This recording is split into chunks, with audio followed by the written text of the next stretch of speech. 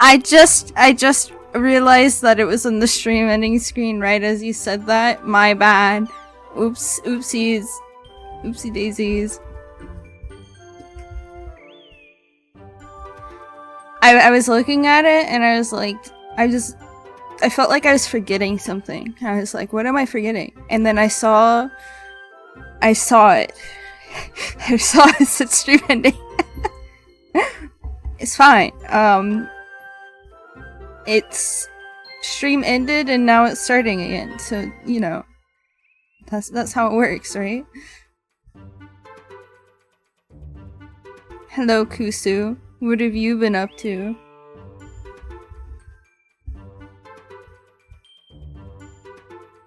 I'm pretty sure this is the last route. I'm not entirely sure. I've never played this game before.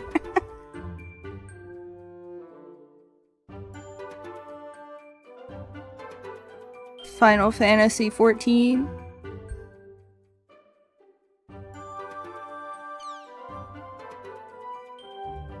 You've been grinding? Oh, you actually weren't playing Final Fantasy. That's crazy.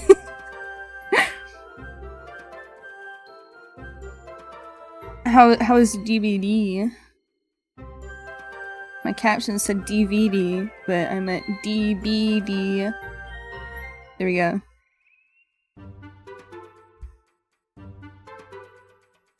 You've been dead by daylighting? What if you're not dead by daylight, but you're dead by night light? Man, Utopia.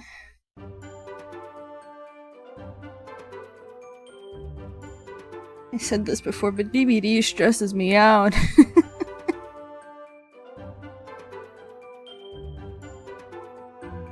Destroy. I mean, it might be fine. Hey, what do you... There's pride flags. Hold on. Let me change my, my thing here. Hello. I do indeed have pride flags. In my hand. I'm holding them. They're here. There we go. Well, I will say I've played DVD with Neone before. And I was not calm. Oh. Do you, Mitch? Do you? Yeah, DVD needs to add more. Do they only have the gay flags? Also, hi Vox Crews, welcome in. Thank you for throwing an item at me. Mitch says that he knows what I am. Oh? What all they add?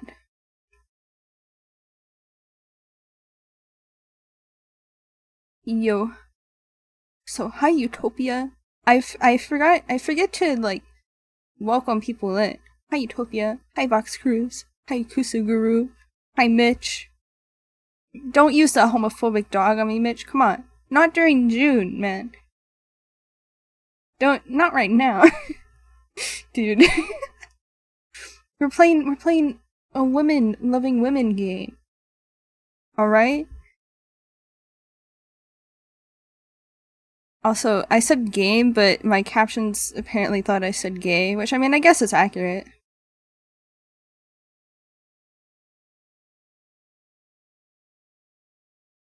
I wonder why they didn't add the lesbian or, MLM flag. Grocery War 2. No, not the condiments. Grocery War 2. How has you guys' first day of Pride Month been? I've been having a fun time. I also really enjoyed adding these flags. Normal normal gay pride? Normal? Maybe, I don't know, maybe they thought that the rainbow would over encompass that, but wouldn't that go for the rest of them? They should add those, I think.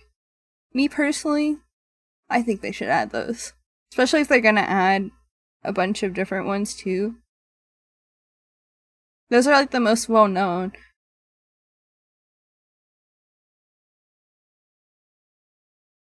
No, Corvus.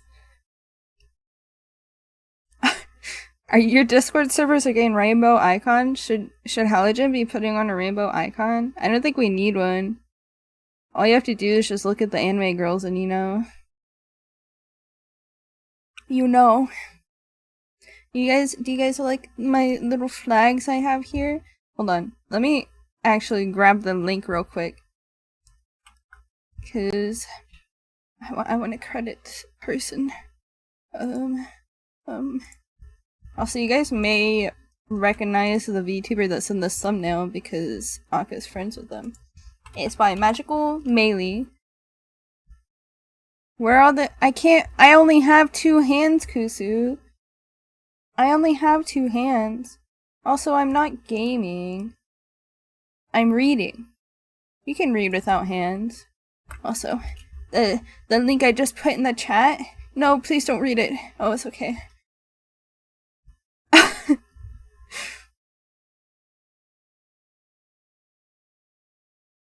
There's my crediting. That's the person who made these flags, and they also made the hands that go with them. I did customize them to match me, and also have my jacket on it. But they made the flags and they made the hands because I can't draw hands by myself.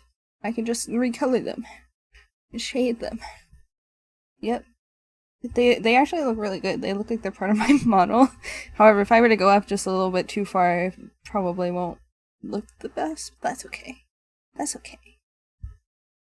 Let me close that. I'm making sure everything's not super big. You know, this really bothers me. I'm gonna fix that real quick.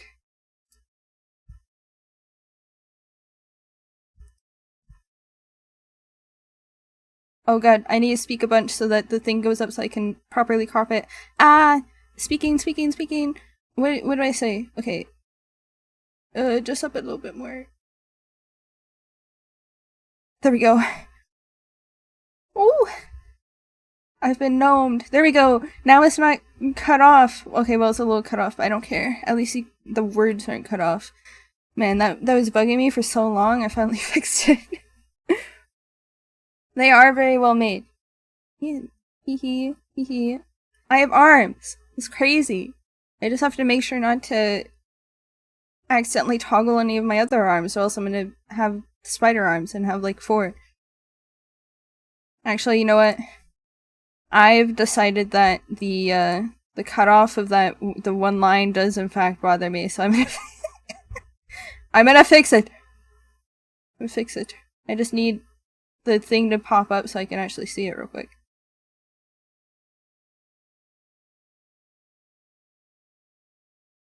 There we go.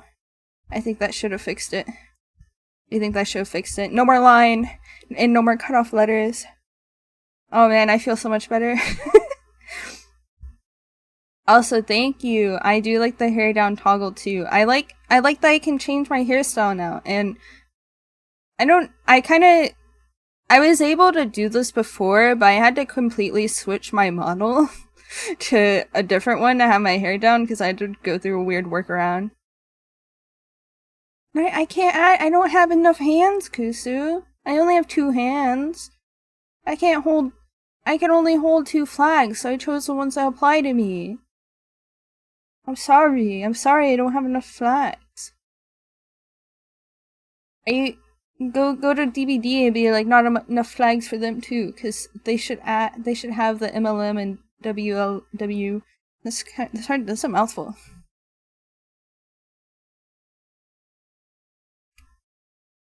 I don't even have my antenna on. because you can't see it on the black background. I can put it on. Here, see, here's my antenna. Whoa. I don't think it can hold a flag though, unfortunately. Okay. Good night, Bet. You're leaving already? Good night, Kusuguru. Little duct tape. Maybe I'll add it next time. I can't do it right now. The thing that they... Oh, true. Whoa. The clip's being used. Let's go. But I could probably do that next stream because these do have the flags separate from the hands. Like you can just get a flag, and I could probably get like a tape PNG and make it look like it's actually taped onto my antenna.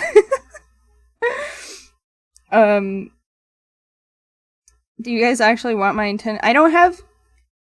Here's the thing, I don't have another flag that applies to me though, or I guess I could put the pansexual flag on. But these two, I like these two. I like the rainbow one and the asexual flag. Mustard colored flag. I think they might have a custom flag option, so I might be able to make a mustard flag. But that, I think, in terms of pride flags, that might be a little weird. Because I don't think I really want mustard sexuals running around. Yeah, see, exactly. He's just a little guy, man. Don't sexualize mustard, please. But yeah, so we're on the last route. Also, wait, where are my captions? My captions are gone. I just realized. Where'd they go? Hello?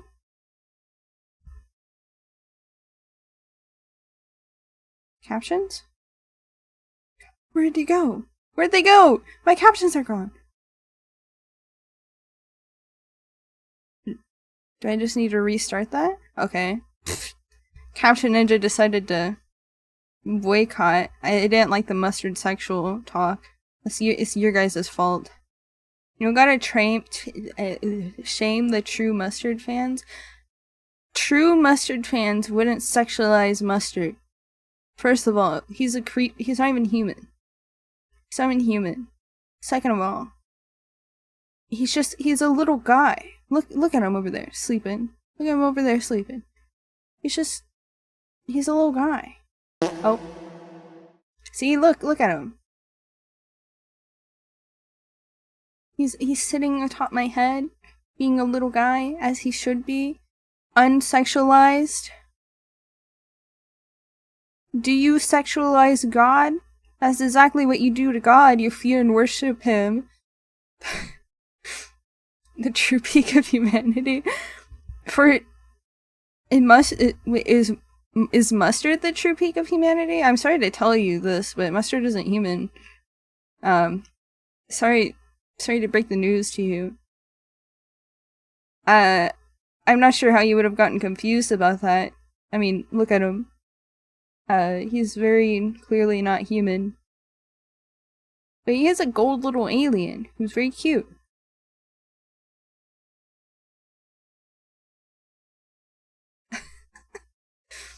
Okay, I'm gonna start the game. At least I'm not on my starting. Oh, I think only Kusu's in here, but I accidentally started the stream with my stream ending screen up instead of my starting soon. My bad. Oopsies. But it's okay. Because the reckoning has come.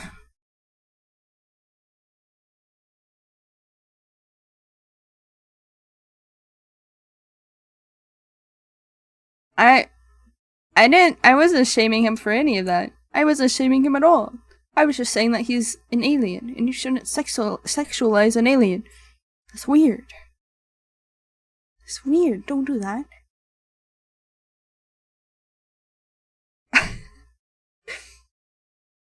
And I have an antenna. I'm a little short and round. And I have a tail. The only thing I don't have is 3 eyes. Wait, what is that saying about me, Utopia? Huh? What are you trying to say? Yeah? And? What about Starfire? You sexualize her, not me. That's your fault for sexualizing an alien. SMH, shame on you, Mitch. Alright. So, on this last one, I do not know what the third route is. I know it's in the village. That's all I know. I don't know anything about the third route. I don't know anything at all about the third route. I just know it's in the village. No, I clicked start. I clicked start. Mustard is peak feet. I mean, yeah, that's true. Look at him. He's just a lovable little guy. But you don't sexualize him. What if I told you that Mustard is only 2 years old? Huh? What if, Utopia? Tisk. Oh no. Yeah, see what happens? SMH. Banned. You gotta hide? Alright, so our last route that we can take, because we can't go any of the other routes now, is to go to the village. So, I guess we're gonna go to the village. So, you want to go to the village? Yeah, it's the only way I can go. Thank you very much. Good idea. Let us see what further trials await you there. The night is far from over, as much as you might wish it was, and there's still much and more to discover. Much and more. Interesting way. I kept wanting to read it. Much and more makes sense. I just kept wanting to read it as much more. Also, I'm kind of covering the text. I would move myself over, but I don't want to cover up my beautiful pride flags. I'm reading it. It should be fine. I do have my captions on too, so I wonder what will happen next. You follow the path which leads to the village, supporting yourself on weary, aching limbs which feel ready at a moment's notice to snap at the knee beneath the burden of your weight. The soles of your feet are screaming at you. You need to lie down, and quickly. You only hope as you continue to run that you will find a suitable residence in which to rest at the village. You see, you know what the funny thing is? I already did shrink my model quite a bit, because it's usually pretty big up here in the corner. You do not know what will await you at the village, but you have visions, as you run, of a quaint, scenic settlement, all thatched cottages with sloping roofs. Surely there be a kindly peasant who will be willing to put up a young runaway for a few nights. You can imagine, too, the face of this kindly peasant from the fairy tales you read in abundance as a small child. She will be broad-shouldered and ruddy-faced, with dull brown hair crammed beneath a cap. Her arms will be sturdy from many years of washing clothes and milking cows, but she will be kind to you and compassionate, just like a mother. You do not know what mothers are like. You hardly ever spoke to yours. You are only guessing. You are not a complete fool, however, despite your tendency to daydream, and you do have a few reservations. Peasants do not, as you know from your voracious reading, have much money, nor do they have much food. It might be hard to convince a resident of the village, even the kindly washerwoman of your fantasies, to take in a complete stranger. Still, you must try. That is all you can do, really. So, you run to the village. It takes some time before you finally emerge from the woods, but finally you manage it. How much time, you ask? I cannot answer that. Did I not say that time had begun to lose all its meaning? The forest is behind you now, at least, and all the awful nightmares which dwelt within it. It is still cold, though, and still foggy. It is still dark, too. The sun has yet to rise. Hello, darkness, my... Oh! I forgot to mention. I forgot to mention. I added sound alerts to my stream. If you scroll down into my panels area, you'll see them. They're very obvious. I had been avoiding adding them, I'm not gonna lie, because I was afraid of getting jump scared, but I don't care anymore, and I think it'll be funny and good content, so go ham, I guess. You will have to spend money to jump scare me, but there are some free ones in there. And I would appreciate if you were to make sure that they Rainbow flag, rainbow flag! Rainbow flag! That's a lot of rainbow flags. On my OBS, they all kind of like smush together, so it looks like one long rainbow line. Me too. Look at me. I'm holding my pride in my hands, out for the world to see. Oh my gosh, I wanted... Actually, never mind. It works! Mitch played pufferfish. Also, I'm going to go and make speed chat not read the sound alerts out. Please, thank you very much. Hold on. Blacklist. How do I... Oh, add users. Sound alerts. Add. There we go. Now it should... now it won't read out the sound alerts. You can see the moon more clearly now, though, as it hangs above your head, round as any pearl or orb or crystal ball. The moonlight shines down upon the village, nestled among the hills like a diorama. Hope anew bubbles within you. You have finally made it. Surely not, but your salvation awaits you? You follow the winding dirt path to the village, looking this way and that, but your hope, such as a precious, fragile thing, soon begins to fade. The village, up close, does not look half as welcoming as you imagined. There are cottages, yes, but they are in a state of disrepair. There are holes in the roofs and holes in the windows. Most of the doors are tightly shut, but others are gaping open, the kitchens beyond them even darker than the night sky which shrouds you.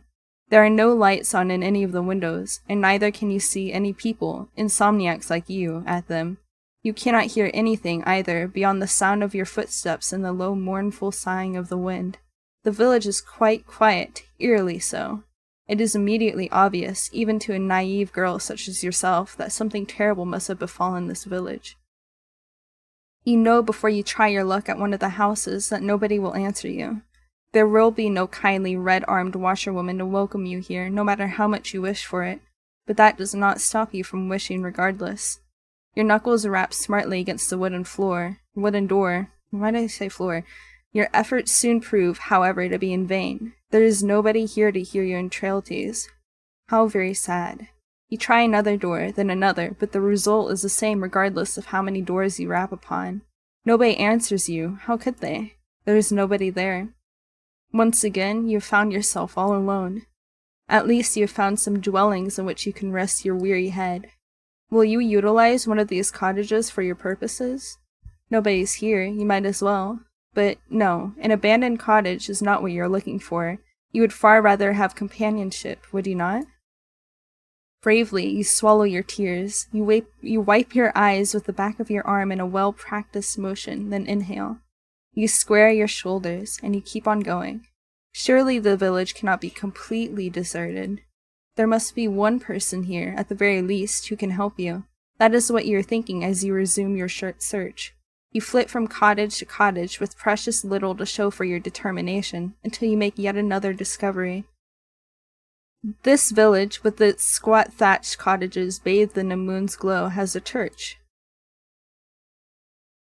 Church? Come on. Well, of course it has a church. The villagers who once dwelt here were not godless heathens. Not that their faith did them all that much good in the end. Still, the sight of the church soothes your overtaxed heart. You were so focused on your fantasies of a kindly washerwoman taking you in, you did not pause to entertain the fancy of a kindly nun doing much the same. All hope is not lost. You approach the church, which seems to tower over you despite it being so humble. The church is a small one, but it is stout and sturdy. It must be, for it has withstood centuries, forever standing, sentinel on this hill like a relic from a bygone era. The church does not have any stained glass windows, but it does not need them. Even without more luxurious trappings, the church still exudes an aura of dignified solemnity. The stone building is fringed by a sizable graveyard, one which occupies the rest of the hilltop and some of its sloping sides. The graves, which had been planted by generations of wardens, are hewn from a similar stone to that which the church's walls are made of. Some of the gravestones are shaped like lozenges, while others are shaped like crosses. A handful of headstones are even shaped like angels, though these are few and far between. There are very few people in a village such as this one who can afford such luxurious final resting places. Oh my god. We're in a graveyard. Dude, what could be lurking in a graveyard? Are we about to date a ghost? What? You look at the tombstones with an almost childlike curiosity, forgetting in your examination of the visceral, heart-rending fear which gripped you as you ran through the forest. You are out of the woods now, and you have, subconsciously, already begun to relax. No! No! No, why are all of you not this? All of you have a zombie. I hope it's not a zombie. I really hope it's not a zombie. I don't like zombies. I don't like zombies. I'm not a zombie lover. You try to read the names hewn into the myriad tombstones, but it is dark and you are tired, and some of these graves are very, very old indeed. You strain your eyes, but you do not have much luck in this endeavor. Oh well, such superfluous details are not important. You eventually tire of examining the graves in turn. You're not a zombie liver? I'd hope you'd be a human liver of all things. This graveyard is an expansive one, unusually so, given the village itself is so small. How can it boast so many corpses? And there is much to explore. You walk about the perimeter of the church, casting your gaze first here, then there, then everywhere, consumed as you are by your immense, all-encompassing curiosity. And as you do, you see her. She looks like an ordinary girl, small and scrawny, just like yourself, but she's much, much more than her unremarkable appearance might suggest. For some moments you observe her. Gravedigger. Hiding, all the while, in the shadow cast by the church, like a furtive lizard clinging against the rocky edifice to shroud itself from the sun. You're just saying grave robber because of the movie we just watched. I mean, I wish. Surgery.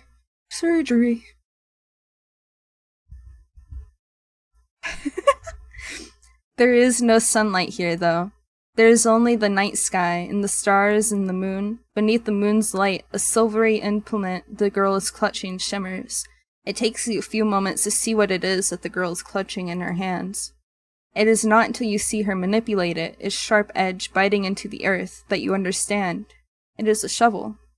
The girl is standing in an isolated corner of the churchyard, late at night, and she is digging a grave. She is a gravedigger. Well, you suppose she could always be digging a hole for the sake of it, but her work seems much too precise for this to be the result of mere whimsy. It is hard for you to see her face, given the distance between the pair of you, but her posture is one that speaks of supreme concentration. She moves slowly, mechanically, like a woman on a mission, driving the end of her shovel into the earth over and over. Her motions are regular enough to be repetitive.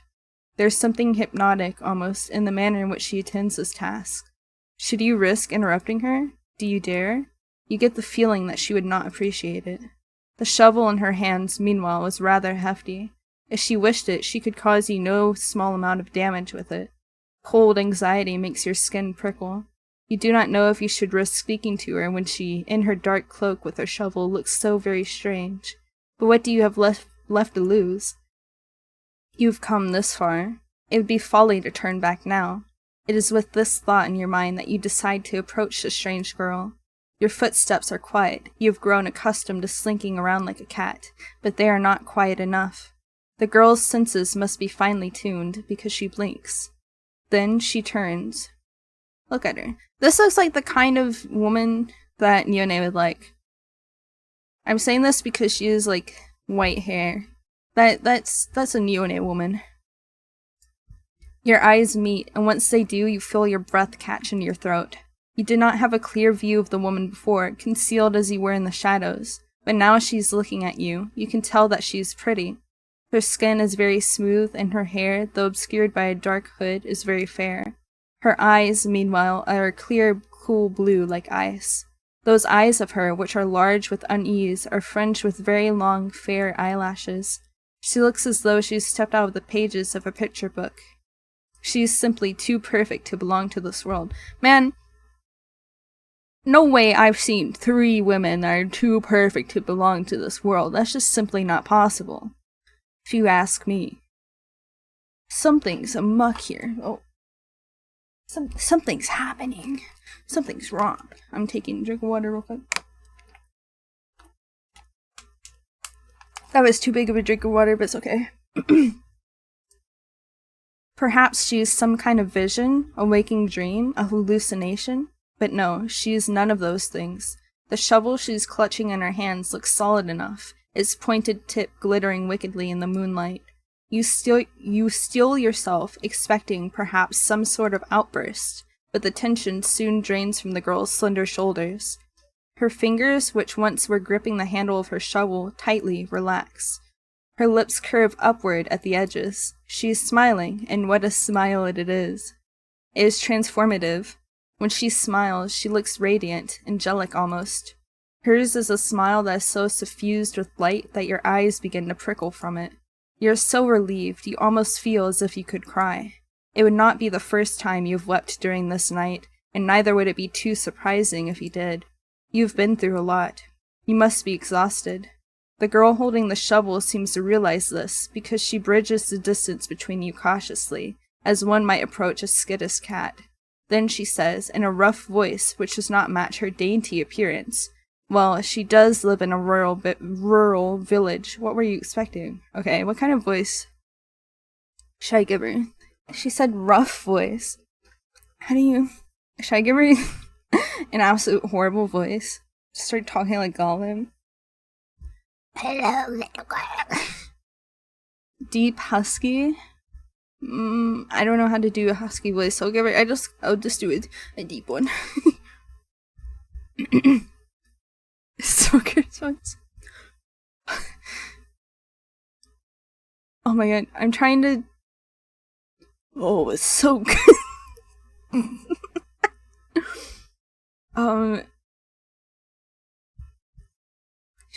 Maybe I should just make it kind of raspy?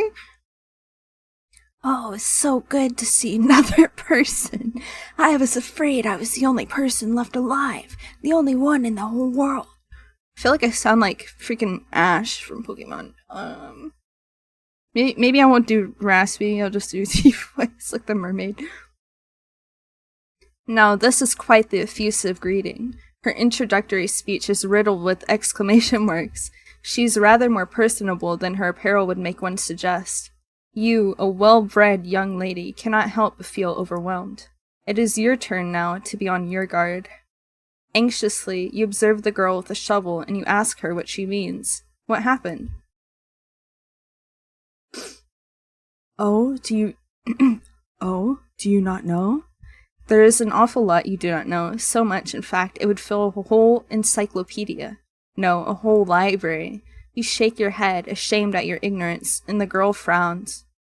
You mustn't be from around these parts. I guess I should have known.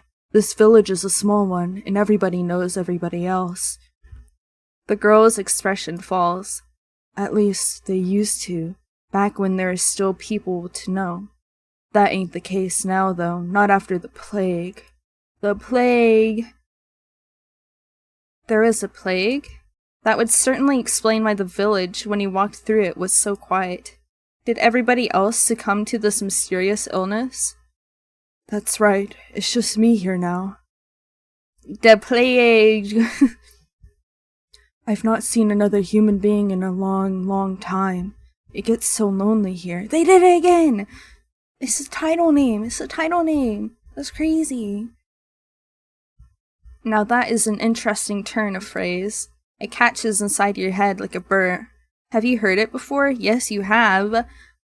Hello? What do you mean, have you heard it before? You've heard it 2 times before. So 3 times in total, to be exact.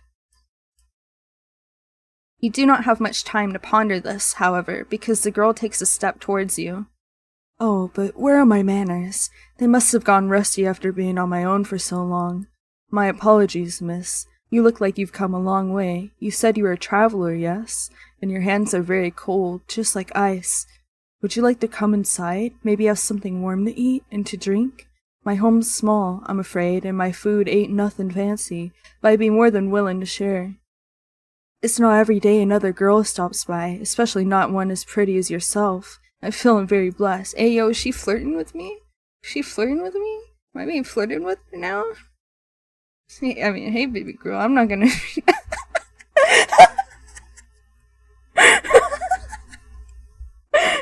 I'm not gonna reject your advances. The girl laughs, a carefree, airy sort of laugh, which does not match your initial impression of her. Okay, Utopia, good night. I hope you sleep well. Don't have bad dreams about your grave being digged up. Or do.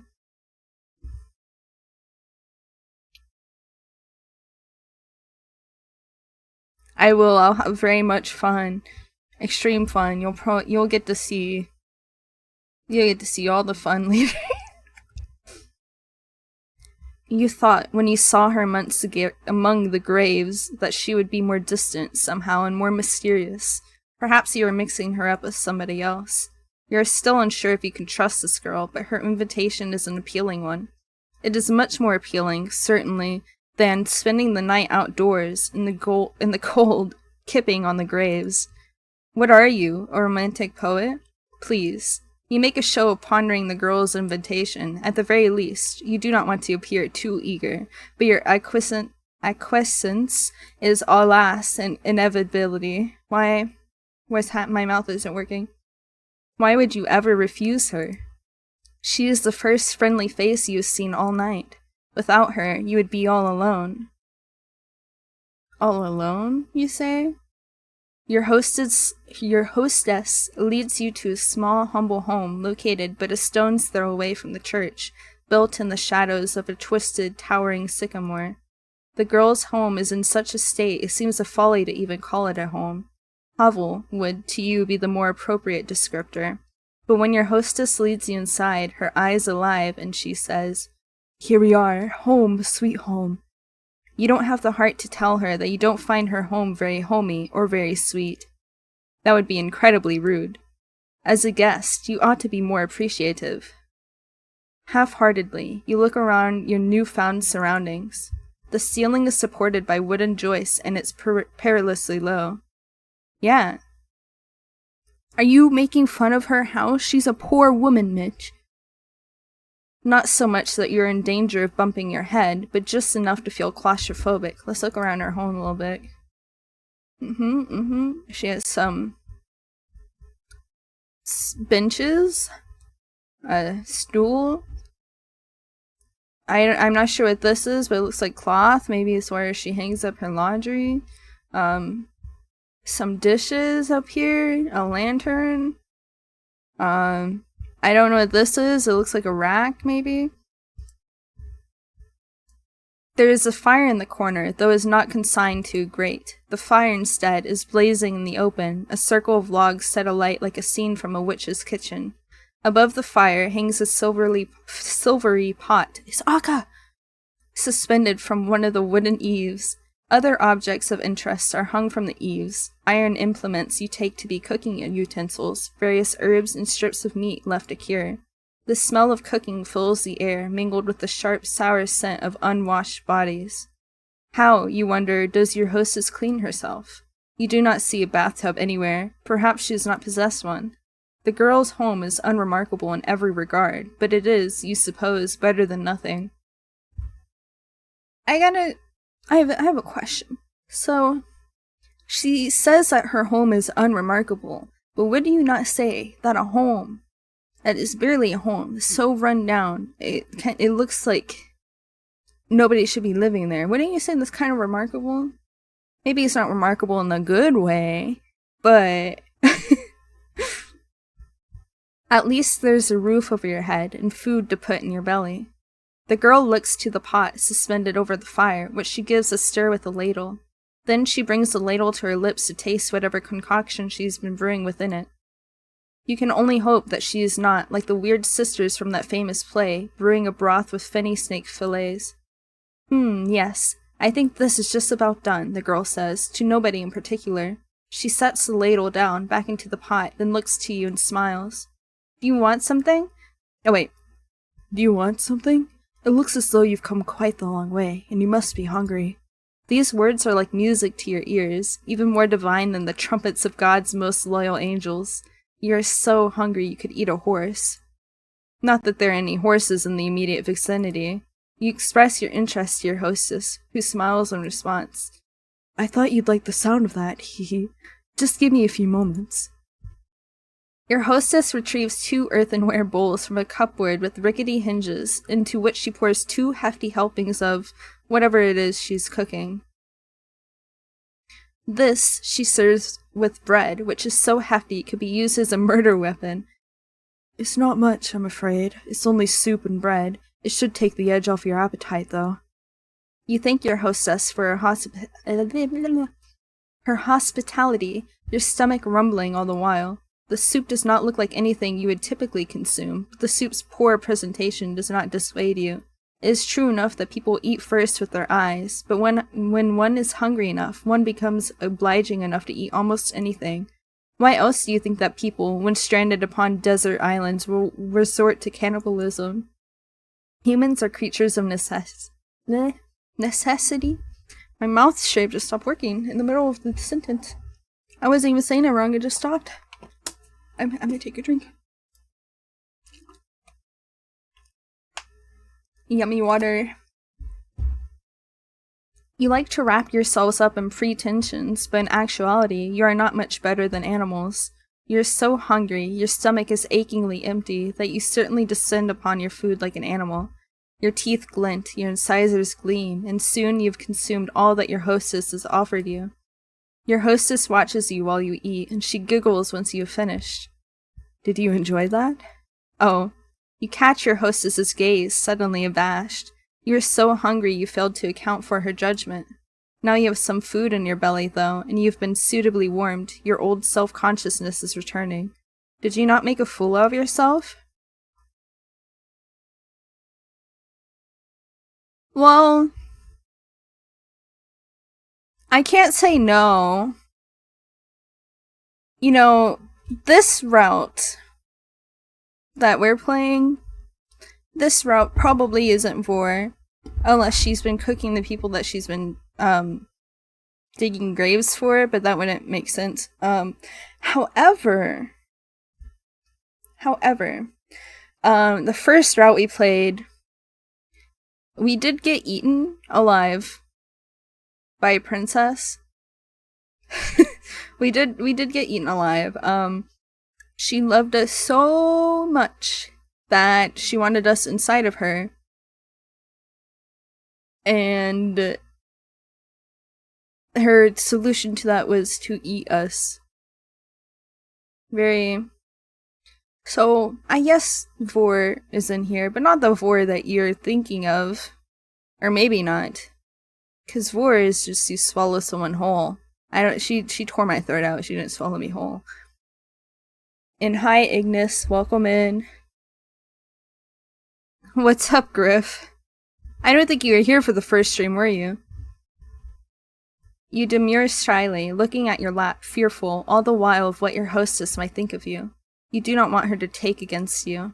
Fortunately for you, however, and for your fragile ego, your hostess is not the judgmental sort. Okay, so to give you a little bit of backstory of the first route we played, we met the princess.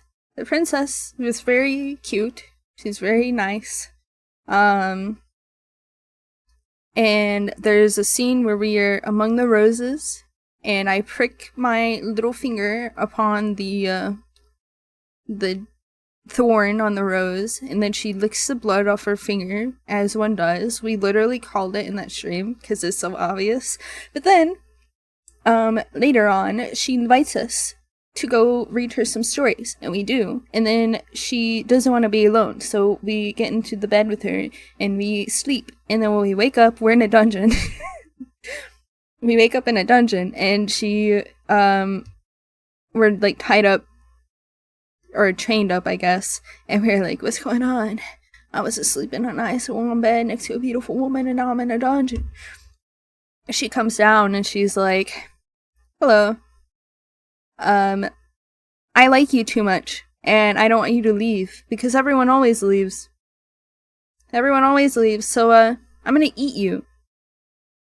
I love you so much that I want you inside of me forever, so you can never leave me, so I'm gonna eat you, and then she rips my throat out, and I die. So, that's how that route went. My other one is still up, so...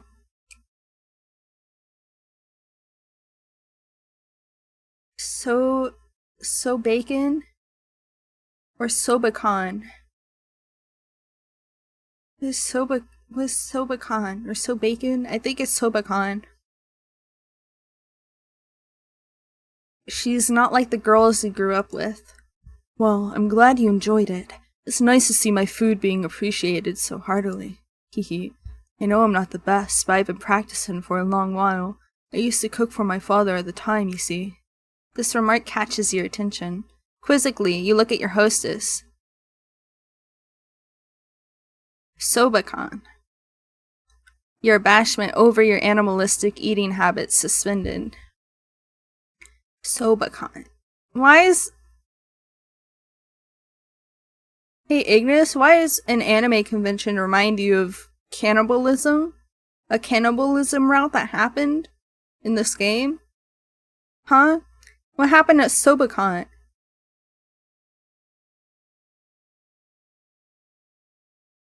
What happened to her father? It seems a grim thing to contemplate after having eaten, but didn't your hostess mention something about a plague? Yes, your hostess says, her voice soft now and serious. That's right, there was a plague.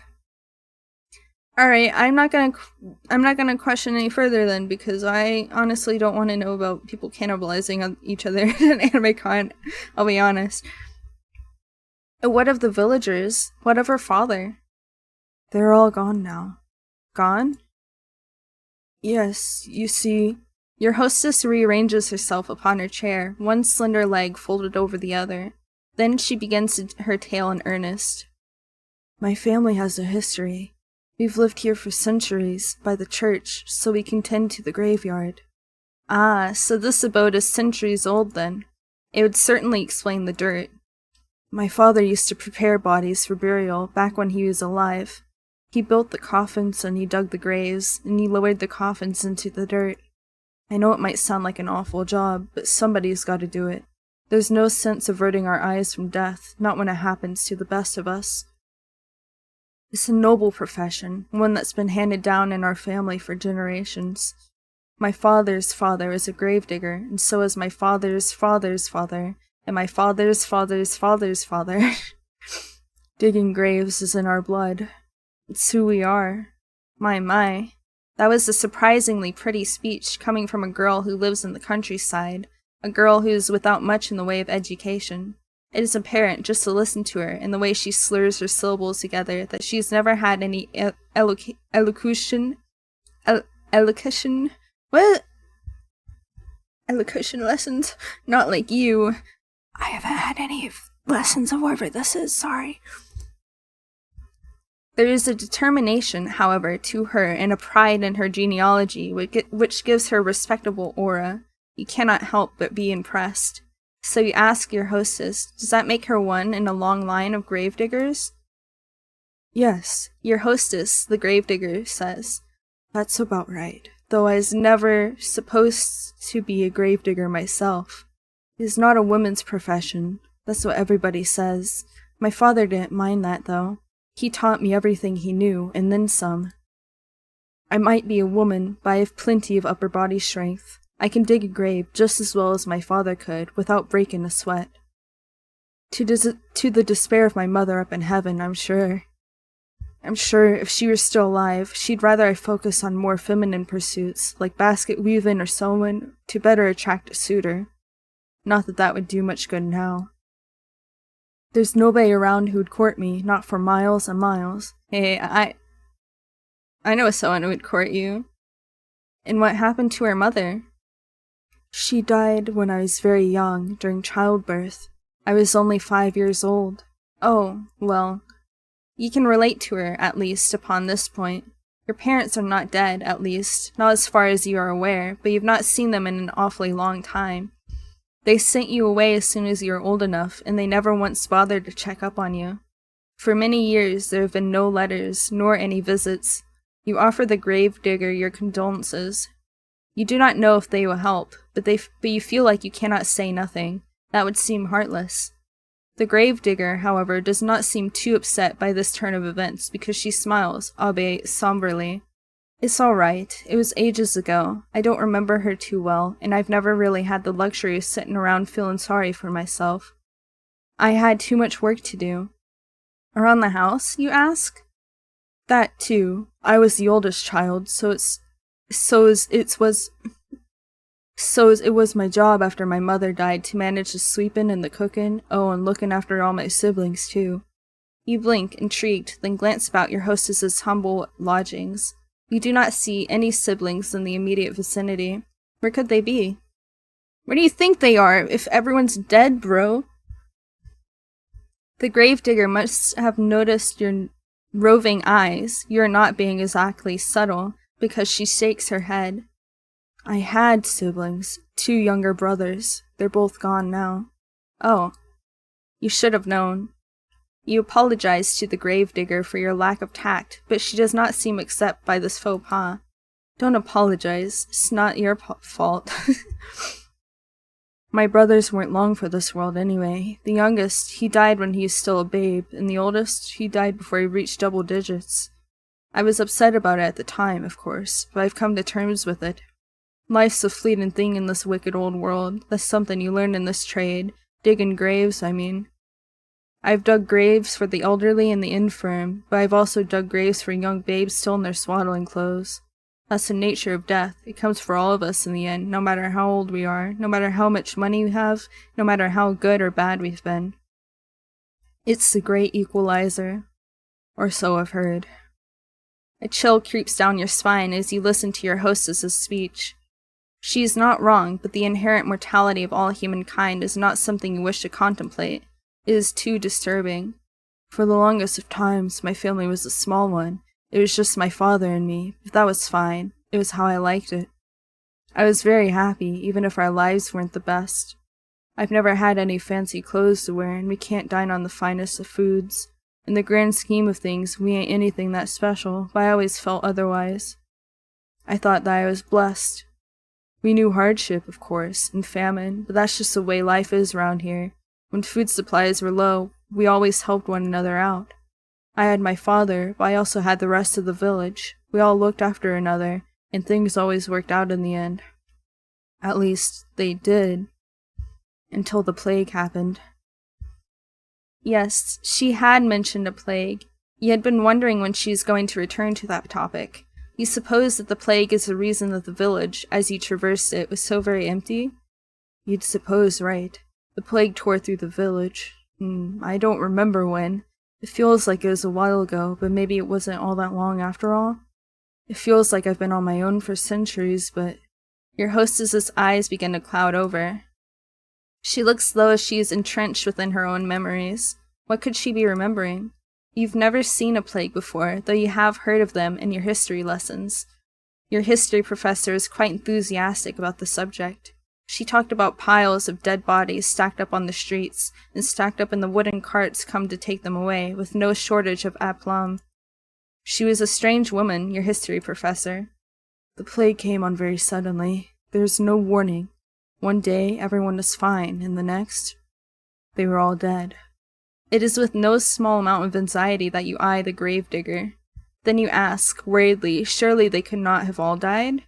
Is that not an exaggeration? Oh, if only. I wish I was exaggerating, but it's the truth, honest to God. The people in the village died, one after another, just like that. I saw what the plague does to people firsthand. My father is one of the first people who caught it. I think one of the bodies which came through that we buried must have had it. Not that I know for certain, I'm just guessing, still. My father didn't have an easy time of it. His skin turned all gray and clammy, and he complained of a horrible fever. There were night sweats. Sweats? There were night sweats and stomach cramps. And then there were the boils. The boils? Pustules. They were the size of eggs, and they were full of pus.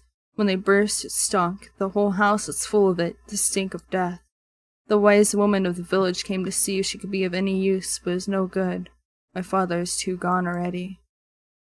She took one look at him, lying on his deathbed, and she shook her head. She said she didn't want to get any closer. I can't say I blame her. It was a ghastly sight. I didn't appreciate it at the time, though. I felt like she was turning her back on us. I wished her ill. I remember that after she left. Sorry, I had to move closer. Until a few days passed and she fell sick too. Then I felt bad for cursing her. I couldn't help but worry if it was all my fault. It's silly, I know, but... The Gravedigger closes her eyes. She seems to squeeze her lids together until her lashes melt like flecks of fallen snow. Her shoulders, which are very slender, are shaking. She looks as though she might at any moment fall apart. It wasn't long after that the rest of the village fell ill. They all had the same symptoms as my father, the clammy skin and the fever and the boils. The boils grew, then they burst, and then they died in screaming, stinking agony. My father died too, only 3 days after he fell ill, but I think even there, that was 3 days too many. I didn't want my father to die, of course. I did everything I could to help him, but it was all pointless. None of my herbal salves had any impact. I couldn't make a blind bit of difference. All I did was stand about his bedside, tell it him it'd be all right, until his eyes sank into his skull like 2 black stones and his mouth dried out. During that last day, before he died, he might have been a corpse already. He didn't look at me, he didn't speak to me, he just lay in bed with his eyes closed, groaning. I'd never wished any ill on my father before, but during those moments The Gravedigger squeezes her hands, which are resting upon her black-clad lap, into fists. She trembles. Then, in a voice throbbing with awful emotion, she says, "I wish he'd just died." Well, based on her anecdote, it does not sound like she had overly long to wait. I wonder if she would consider that a silver lining? No, perhaps not. The Gravedigger is still shaking. She'll not cry, will she? You hope not. Awkwardly, you look at the Gravedigger. You are not sure how to soothe her, but you know you must make some sort of an effort, even if it is a token one. You shift upon your chair, which feels very cold and hard beneath your thighs. Then you say, very softly, that you are sorry. It is not much, but it is all you can think of saying. You had thought initially that your situation was comparable to that of the Gravedigger, but now you can see that this is not the case. Her suffering has far outstripped your own. Not that suffering is a competition, of course. Your apology feels inadequate to your ears, largely because it is, but the Gravedigger seems not to mind it. She is very big-hearted, that girl, to smile at you so, no matter how foolish you might be. Do you really deserve such kindness? I want to look at her whole outfit. Oh, she has bones on her outfit. I didn't even realize. Bones. She has some sort of potion here, too. Oh, again with the apologies. It's alright, like I said. You didn't cause any of this. I'm not upset at you. I'm just recounting what happened is all. I do wonder, though, why I never fell sick myself. I thought I was going to die, so I already prepared for the Reaper to come and take me away, but maybe he wasn't interested. Maybe he had already satiated his appetite on all the others. That, or maybe he thought he'd have to leave me alive for practicality's sake. With my father gone, who else would tend to the dead? I was the only person left by the end of it all, so's I had to bury the people in the village. They're all resting peacefully now under the earth, where the plague can't reach them. On the one hand, I'm happy for them. They were able to escape from all their suffering. When I think about all the people I've lost, though. The Gravedigger tenses. Then she sniffs. When I think about the kindly washerwomen who helped me scrub the mud and the dirt from my clothes. Bro. Aha, so this village did have its fair share of washerwomen after all. It would seem your earlier insistence upon this particular point was not without merit. That's what you care about in this moment? Bro, she's telling you all her trauma, and you're like, I was right. There were kindly washerwomen in this village. I was right, after all. And the handsome young farmhands who used to flirt with me. The priest who preached at the church, who told us wonderful tales of paradise, and the children who'd skip stones on the lake and play hopscotch in the streets. I can't help but feel so lonely. The Gravedigger's eyes begin to shine, once she's finished her address with tears, but she's not let them fall. She is being very brave, much more so than you are. Anxiously, you extend a hand towards her, meaning to, what? Give her a hug? You do not know her well enough. Pat her head? That would be infantilizing. Squeeze her hand? Perhaps that could be misconstrued as a romantic overture, and that is the last thing you want. Are you sure it's the last thing you want, baby girl? The Gravedigger! You endured more than your fair share of teasing over that. You sit there for a few moments, paralyzed by indecision, as the Gravedigger poorly suppresses her sniffles. In the end, you let your arm drop back to your side. Your hand rests upon your lap, as useful as damp kindling. You do not know what to do with it. You do know that you ought to say something, though, to show that you heard her plight and that you care. You do not know what this something should be, however. No words could ever console the Gravedigger. They would never be enough. They can offer some balm, however, to the bereaved, and so, after a pause just long enough to be awkward, you offer your condolences. What else can you say? Oh, no, the Gravedigger replies, wiping a few stray tears away with the back of her arm. It's all right. I've grown used to it, really, being on my own, I mean. It ain't so bad, really. And I'm not alone now, at least. I've met you. You'll keep me company, won't you? Well, what can you say to that? You aren't callous enough to trample this poor girl's hopes, are you? You know full well yourself how awful that feels. You can do nothing but nod, a response which makes the girl smile more widely still. That's wonderful. I know you're just a traveler who's passing through, but I can offer you bread and board until you leave. I have food enough and a spare bedroom. I can make it up for you right now. You must be tired after your long journey. Just give me a moment. I can't tell if someone's knocking on my door or if it's a dog. I'm gonna ignore it. If they do it again, then I'm assuming someone's knocking on the door. The Gravedigger rises to her feet in a flurry of excitement, then retreats. You watch as she departs, a little too eager to please and frown. The girl's home is a small, humble one with a low ceiling and slanted walls. Oh, yeah, someone's knocking on my door. Be right back.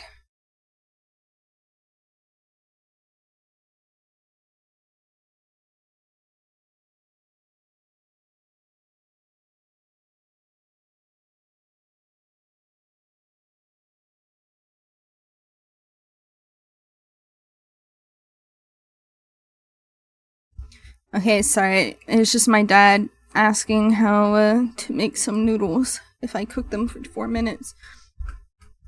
You cannot imagine such a small dwelling possessing a spare bedroom. This so-called spare bedroom is, in all likelihood, the room her father slept in before the plague carried him off. You do not think you would much like to spend the night in the room of a dead man, but what choice do you have? You are tired, wretchedly so.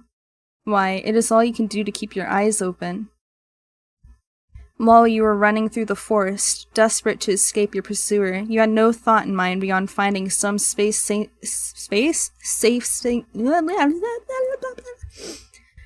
Am I the dead? I don't think I'm dead yet. Or maybe I am. I mean, I did die 2 times before this.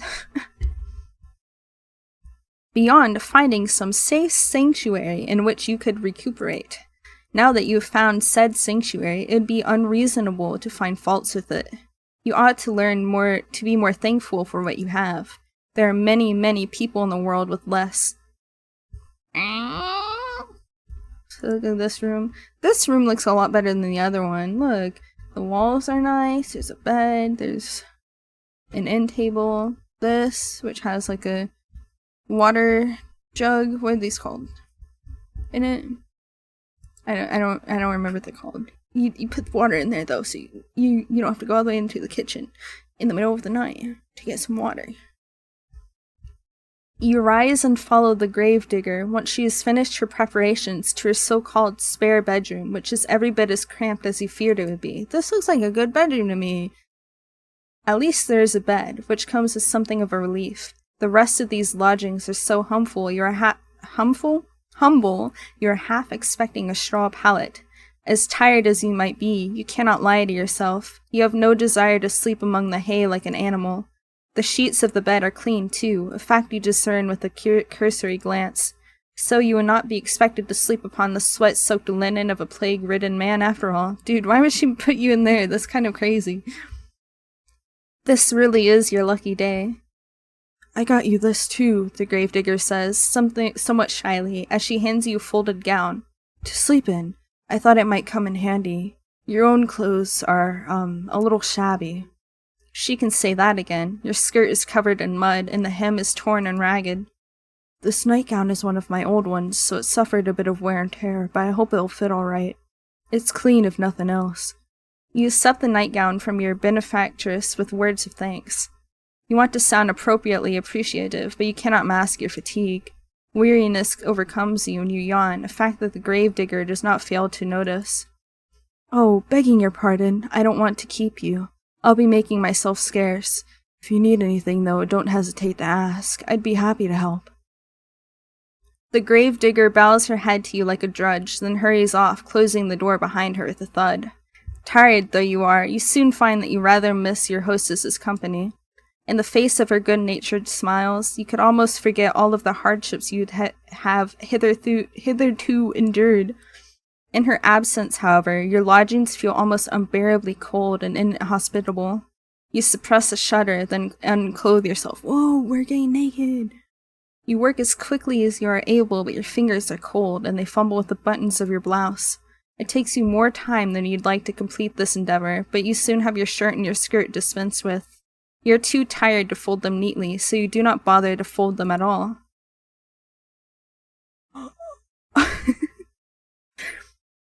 Instead, you pull them carelessly upon the floor. Oh, cast them. Man, why? I switched words up. You cast them carelessly upon the floor, as defiant as a sulky child, then pull on your new nightgown. Your hostess's earlier warnings were apt enough. It is quite worn, but it fits well enough.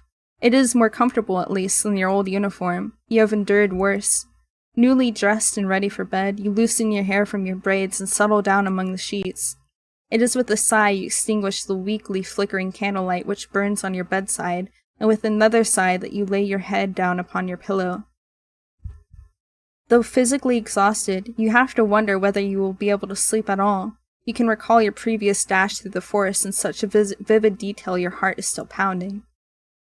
Oh, okay, it is making heartbeat noises in my ear. I was like, what is that? That fear has yet to leave you. Perhaps it will never leave you. Your terror was such, it almost feels as though it has suffused itself into your bones, into your very being. Your exhaustion is greater than your worldly anxieties, and soon it claims you. Your eyelids fall shut and your breathing inevitably begins to even out. It is not long until you are spiraling through a dark, deep abyss, lost in Morpheus' kingdom. But your sleep, despite your wearied state, is not as restorative as you had hoped. Your imagination has always been overactive. Even at the conservatoire, you were frequently beset by dreams of the most vivid nature. The dreams that you have this night, lying beneath unfamiliar sheets upon an unfamiliar bed, are no less intense than usual. In your dreams, you are back at the conservatoire, the place where this adventure of yours began. You are wearing the crisp white blouse you once discarded, and your grey, unremarkable skirt. Your hair is tied in braids, and your eyes are downturned, forever focused upon your feet. You tried not to look at your classmates, and you thought yourself fortunate if they did not look at you in return. You did not want anybody to notice you, until that awful winter, that is, where everybody stopped paying attention to you for good. Hold on, I gotta take a drink real quick, hold on.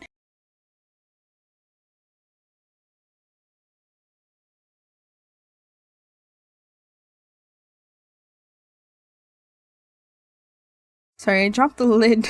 I dropped the lid to my water bottle. Nobody tried to trip you when you walked past them in the hallways. Nobody, in fact, so much as glanced at you. All of a sudden, there were no malicious whispers, no wicked laughter, no pulled hair, no thrown objects. You were giddy with relief, at first, over this newfound means of tormenting you that your classmates had devised. But this little game, that of complete and utter disregard, continued and on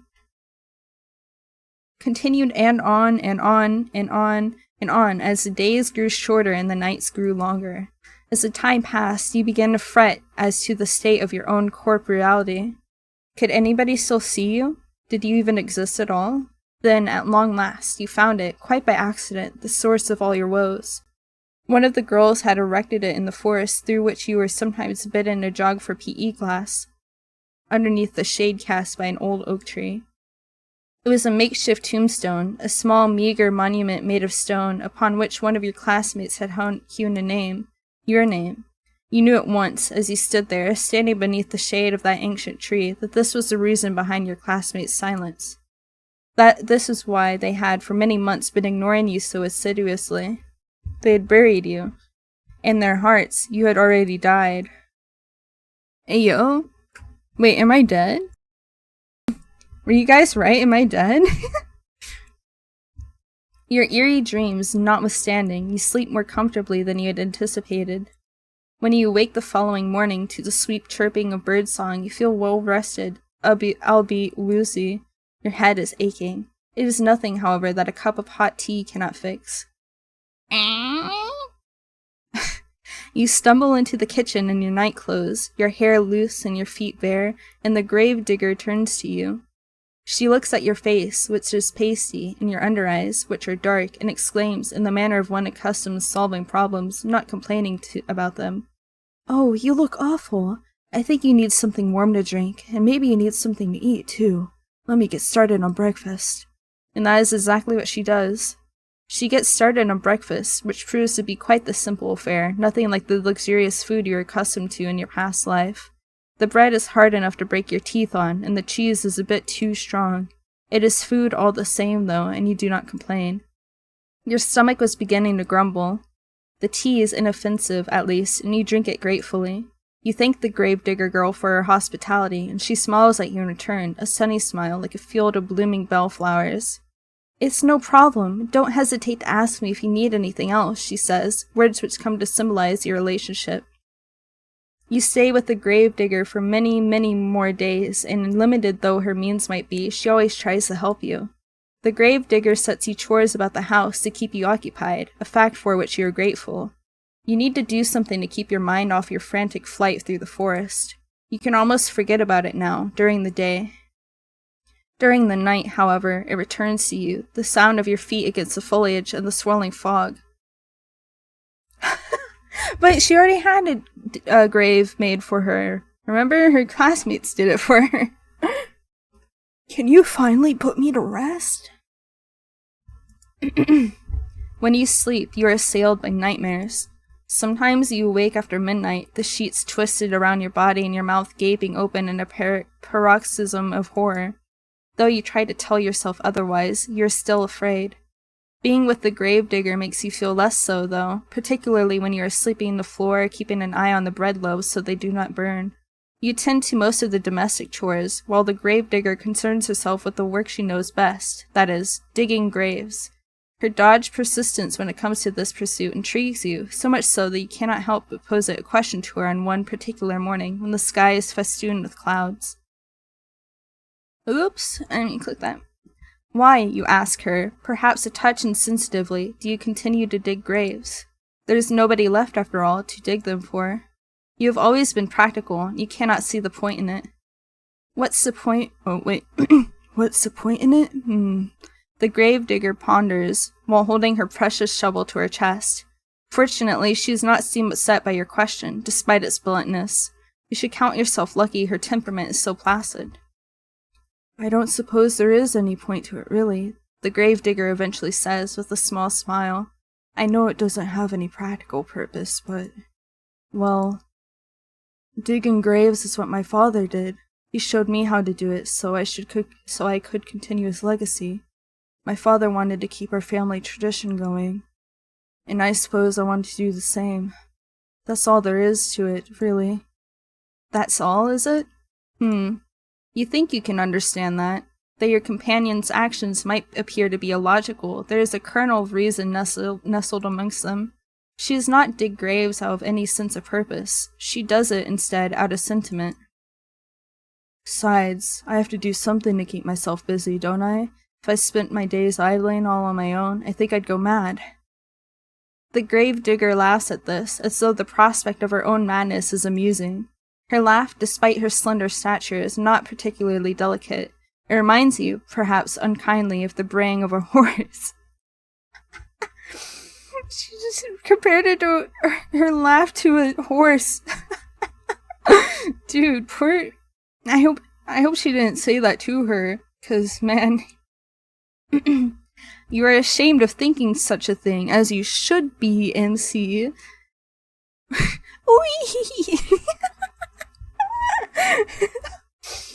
And your face flushes with the guilt of it. We cannot all be well-bred young ladies, you know. Still, the laughter of the gravedigger, as it echoes through the grey, gloomy sky, is strangely desperate. It sounds forced.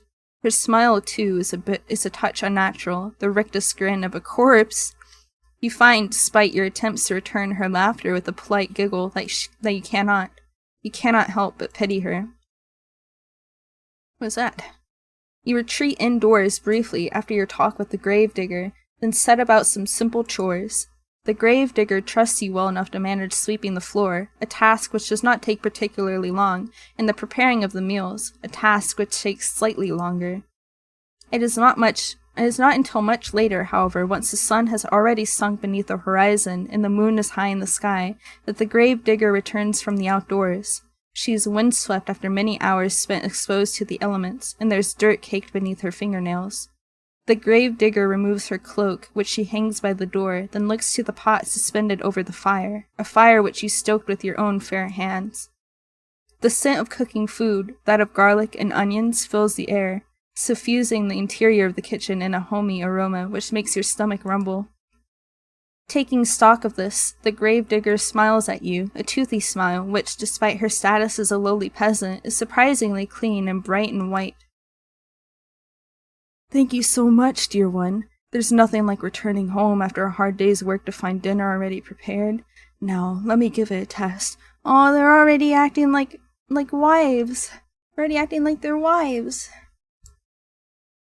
The gravedigger dips a spoon into the soup, then brings it to her lips. She blows upon it. Then she places the spoon into her mouth, the wooden utensil clacking against her teeth. You observe this with a touch of anxiety. Will she like the food which you have prepared for her? You have cooked for her before, in the past, and she is always very complimentary of your efforts. Cooking is not your forte, however. You never had to concern yourself with it, really, growing up in relative comfort as you did. You think that you enjoy this royal rustic mode of existence more than you did any of the privileges of your past life. At least now, with the gravedigger, you have a steadfast friend, a staunch ally. When you are with her, you are not alone.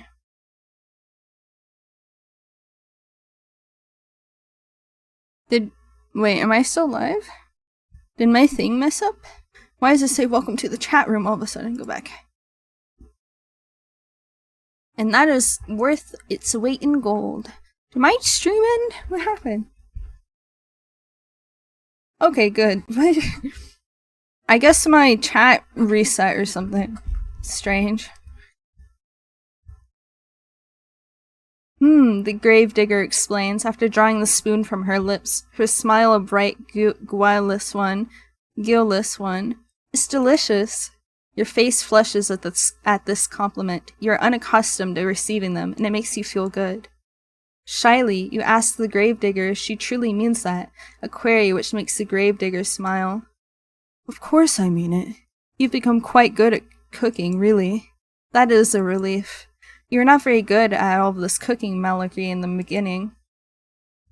You did not know how to handle a knife, nor how to peel a vegetable, and you cut yourself more than once. You bled into the soup on several occasions, but never once did you throw the sullied soup out. The Gravedigger lives a humble existence, and she cannot afford to waste her precious ingredients. Your soups, during your stay, have all been seasoned with the slightest hint of iron. Today's soup, however, is a marketed step above all the rest. You did not cut yourself with a knife, even once. Maybe your companion's compliments are not empty fluff. Maybe you really are improving. This soup should be ready to serve. I have some bread, too, that we can eat it with, but, oh, I should brew some tea, too, let me. Ah, yes, the tea. You knew that you were forgetting something. You're so focused on the soup it must have slipped your mind. Your face flushes yet again at this oversight, and shyly you offer to correct it. The Gravedigger, however, waves your request aside. No, it's all right. You made the dinner, so I'll brew the tea. It's only fair, and it won't take all that long. Would you mind serving up the soup while I'm busy? Of course you would not mind. You do enjoy making yourself useful. For a lady, you are awfully domestic. She domesticated me. You work alongside the Gravedigger to finish your nightly meal, and together you serve it, soup and bread, alongside 2 cups of piping hot tea, prepared by your hostess's own 2 hands. You sit together at the table, then partake in the simple fare after saying grace. The soup really is quite good, despite it being made from only the most commonplace of ingredients. There is a bit of kick to it, and it warms you from the inside out. The tea, meanwhile, is very soothing, so much so it makes you feel rather sleepy. You would like to sit with the Gravedigger for a little while longer. Yeah, none of them get names. So there's the princess. She's always the princess. There's the mermaid. She's always the mermaid. And the Gravedigger is always the Gravedigger. For a little while longer and tell stories, as you have sometimes in the past, that or play cards. The nights are long, and there is no better way to pass them than spending time with her. Games of Old Maid, alas, will have to wait. You are too tired for it. You do not know what has happened, but after consuming your victuals, you feel utterly fatigued. Hey, did she drug me? You explain your predicament to the Gravedigger between your yawns, and she nods in response. That's all right. You don't need to stay up with me, not if you ain't up to it. You should head off to bed and rest that pretty head of yours. You do not think you are particularly pretty, but you presume that the Gravedigger is just regurgitating a phrase to you. She does not truly mean it. How could she? She is far prettier than you are. You thank the Gravedigger for her understanding, then rise from the table. You retreat to the spare bedroom on trembling legs, and change out of your clothes. You have only just slid into your nightgown when you hear the rapping of knuckles upon your door, light and unobtrusive. This rapping could, of course, belong to but one person. It is the Gravedigger, come to check up on you. I'm sorry, the Gravedigger says, her voice soft. You rushed to your room so soon after eating. I couldn't help but worry about you. Would you mind if I took a look at you? I just want to see if you're all right. The Gravedigger is trying to keep her voice steady, but you can hear its wavering regardless. She really does sound concerned, so much so she could very well be on the brink of tears. You do not want her to cry for you. You would feel horribly guilty if you upset her, even inadvertently, given all that she has done for you. You bid the Gravedigger entry into your room, therefore, without further delay, an invitation she hastens to take. The door swings inwards with a creak, and there your hostess stands, still attired in black, her clothes a stark contrast to your pure white, off-white nightgown. The Gravedigger looks at you, seated in bed with your hair freed from your usual braids, and she exhales. Is that relief, you wonder, playing about her face? But why? What was she expecting to see, exactly, before entering your bedchamber? Thank you for letting me in, the Gravedigger says, toying with her fingers. How do you feel? Not too terrible, you reassure her. There are no particular problems with your health, you just feel tired. Are you sure you're not sick? Your face does look a bit pale. That would be nothing out of the norm. You are always pale. True. Now, is there anything I can do for you? Would you like something warm to drink or maybe a hot brick to place in your bed? It should keep you warm. You appreciate your hostess's thoughtfulness, but you reassure her that this won't be necessary. You will be fine. I hope so. I thought that about my father too, before he... The Gravedigger begins, but her voice soon trails off. She has not finished that thought. She does not need to. You know now what she was thinking of before she entered your bedroom. Cold, clammy skin, a sweating brow, rank, oozing pustules. You think upon these symptoms, which are eerily similar to those recounted during the Great Plague which once beset your own country, and you shudder. If you don't want anything, then I'll be on my way, the Gravedigger says. But before that...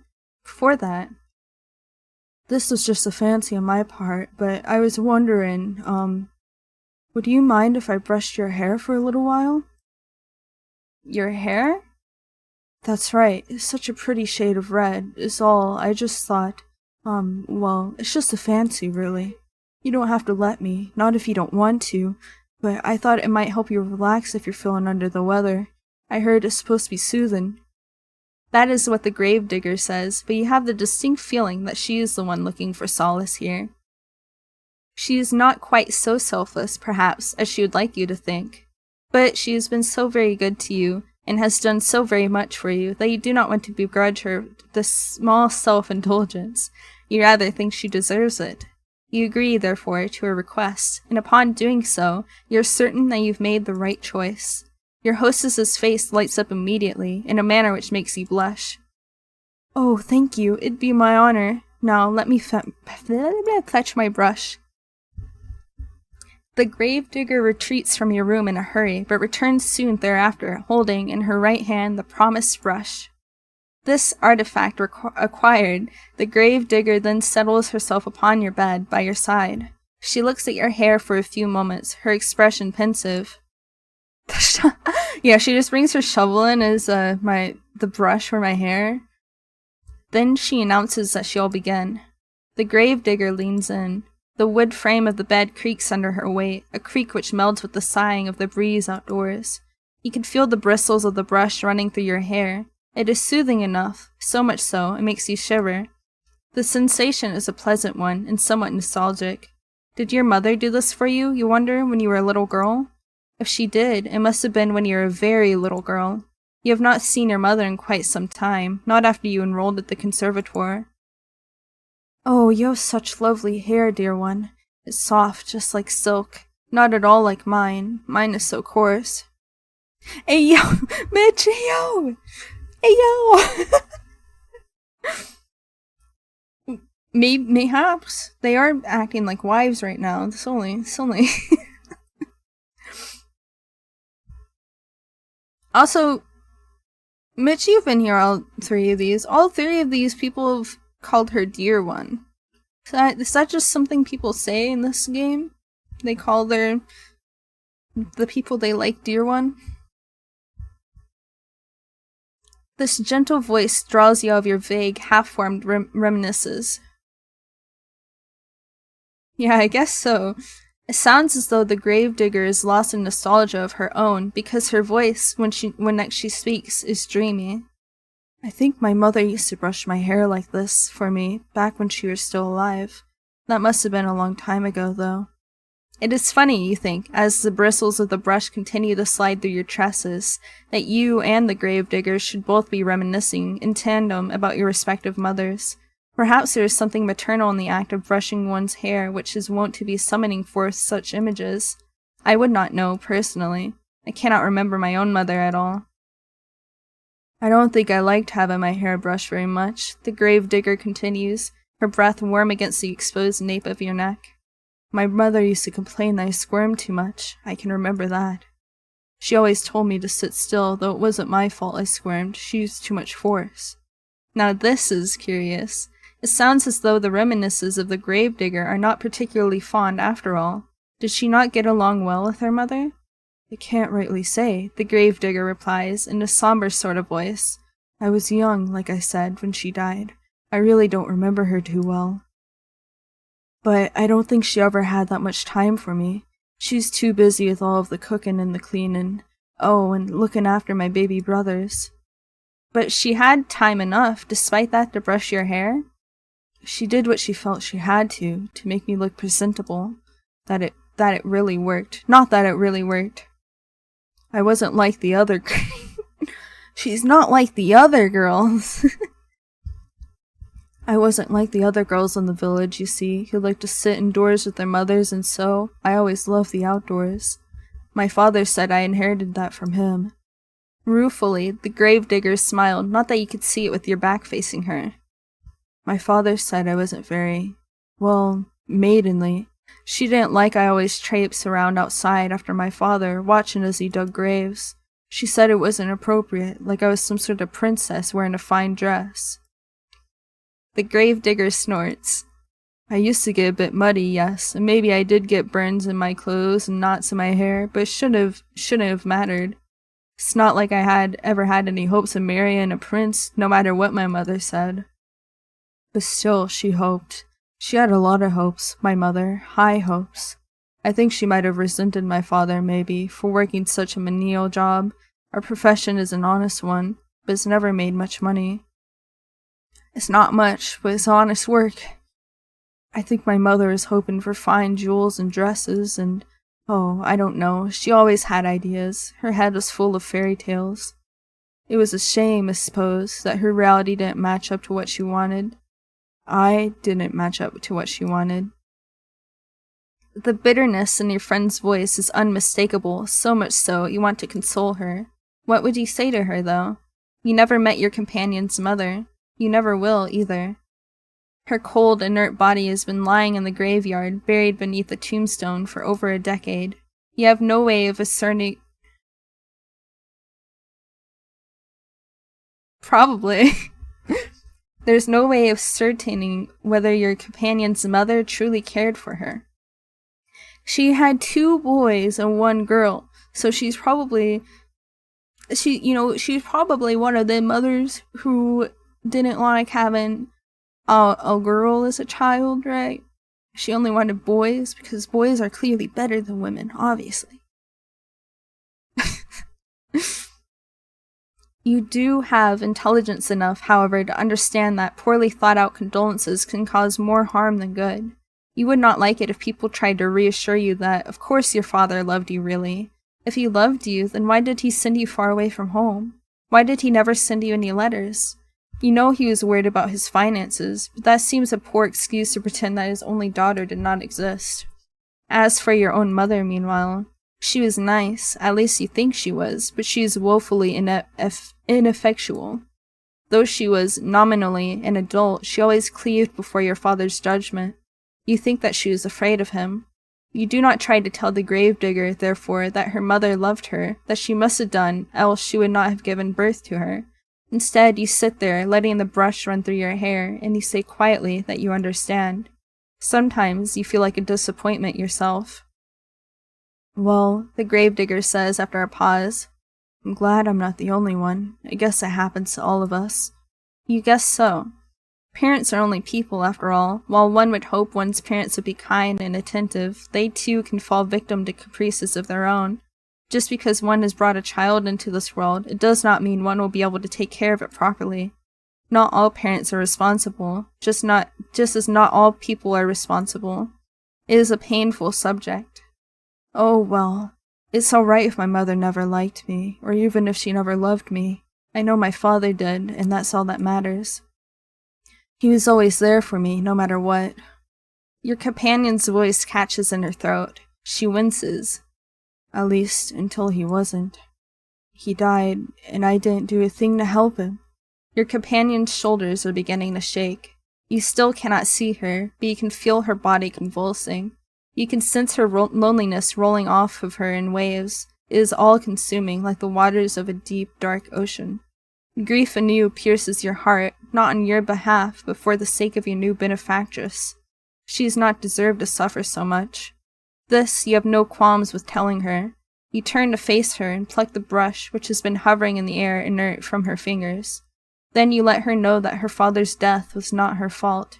What could she have done? She could not have cured his illness. I know, but I can't help but think, what if? I keep racking my head over and over trying to come up with something. But I can't think of anything, and even if I could, it's too late. He's already dead. He's dead and buried, and I buried him, and now I'm all alone. She might have been alone, you tell the Gravedigger, but she isn't now, not anymore. How can she be when you are there? I know that, and I'm grateful, but I don't know if I deserve it. Why would she not deserve your company? You do not understand. Because I couldn't do nothing for nobody. My father always looked out for me when I was a little girl, but when he needed me the most, I failed him. I failed everyone. All of the villagers, all of my friends, all died. What would I do if the same thing happened to you? I don't think I could bear it. I don't want you getting sick too, not when I care about you so much. I thought I'd gotten used to being on my own, but now that you're here, it's making me worry all over again. I've been worrying so much I can't sleep from it. I'm scared. Your companion's voice catches in her throat. Then she collapses in on herself. She leans forwards, her arms wound about her middle, as if to steady herself, and she cries. I tried. I don't want to go over country. She cries and she cries and she cries. For a few moments, you look at the Gravedigger, unsure of what to do. Her pale face, streaked with silvery tears, seems to flicker in the candlelight.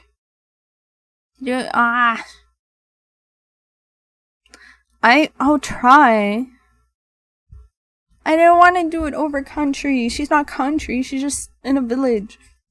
Her shoulders, which seem too slender to bear the accumulative weight of all the sorrows she has endured, are shaking.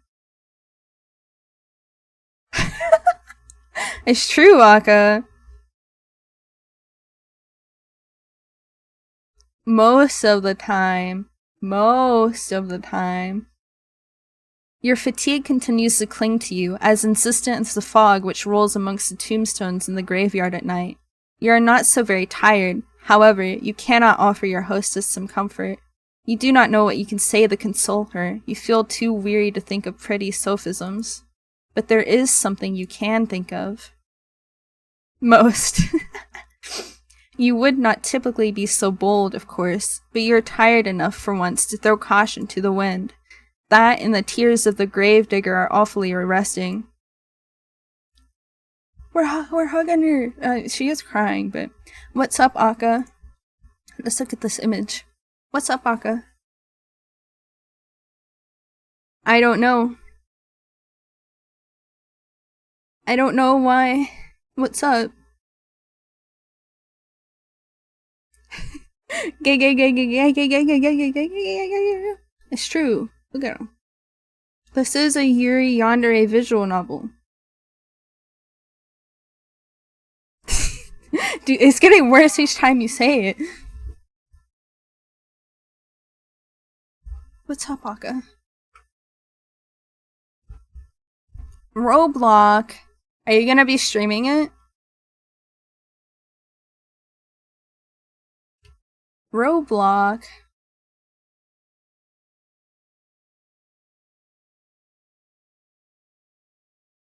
The new fit? Mitch. Oh, poor Mitch. Mitch, what's wrong? Oh, Gigi's not even here to help either. I can make it easy on you. I'll end the stream after I finish this route, and I'll just join Akka and call, but I won't stream, so you only have to mod one stream. How about that? We don't know yet, Apple.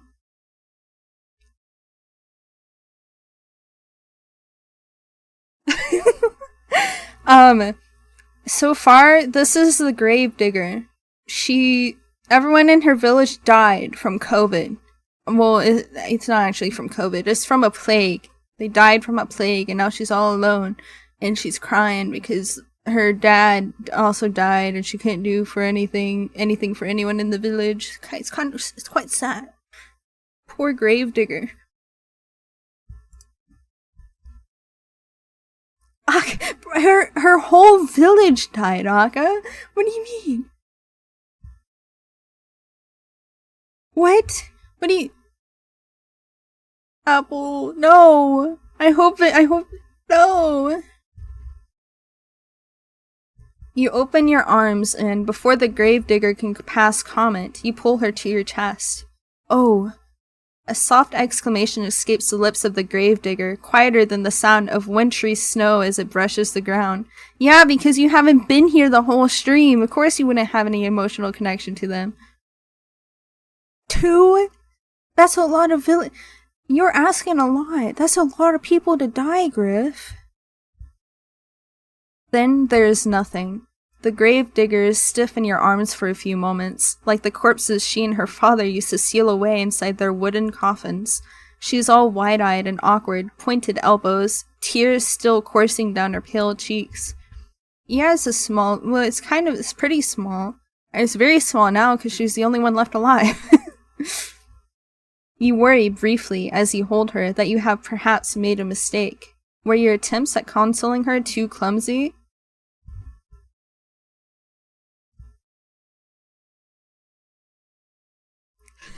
Tears you're not shedding?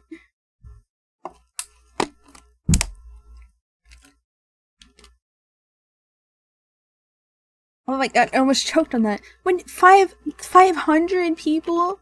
Small? Capitalism isn't even involved in this.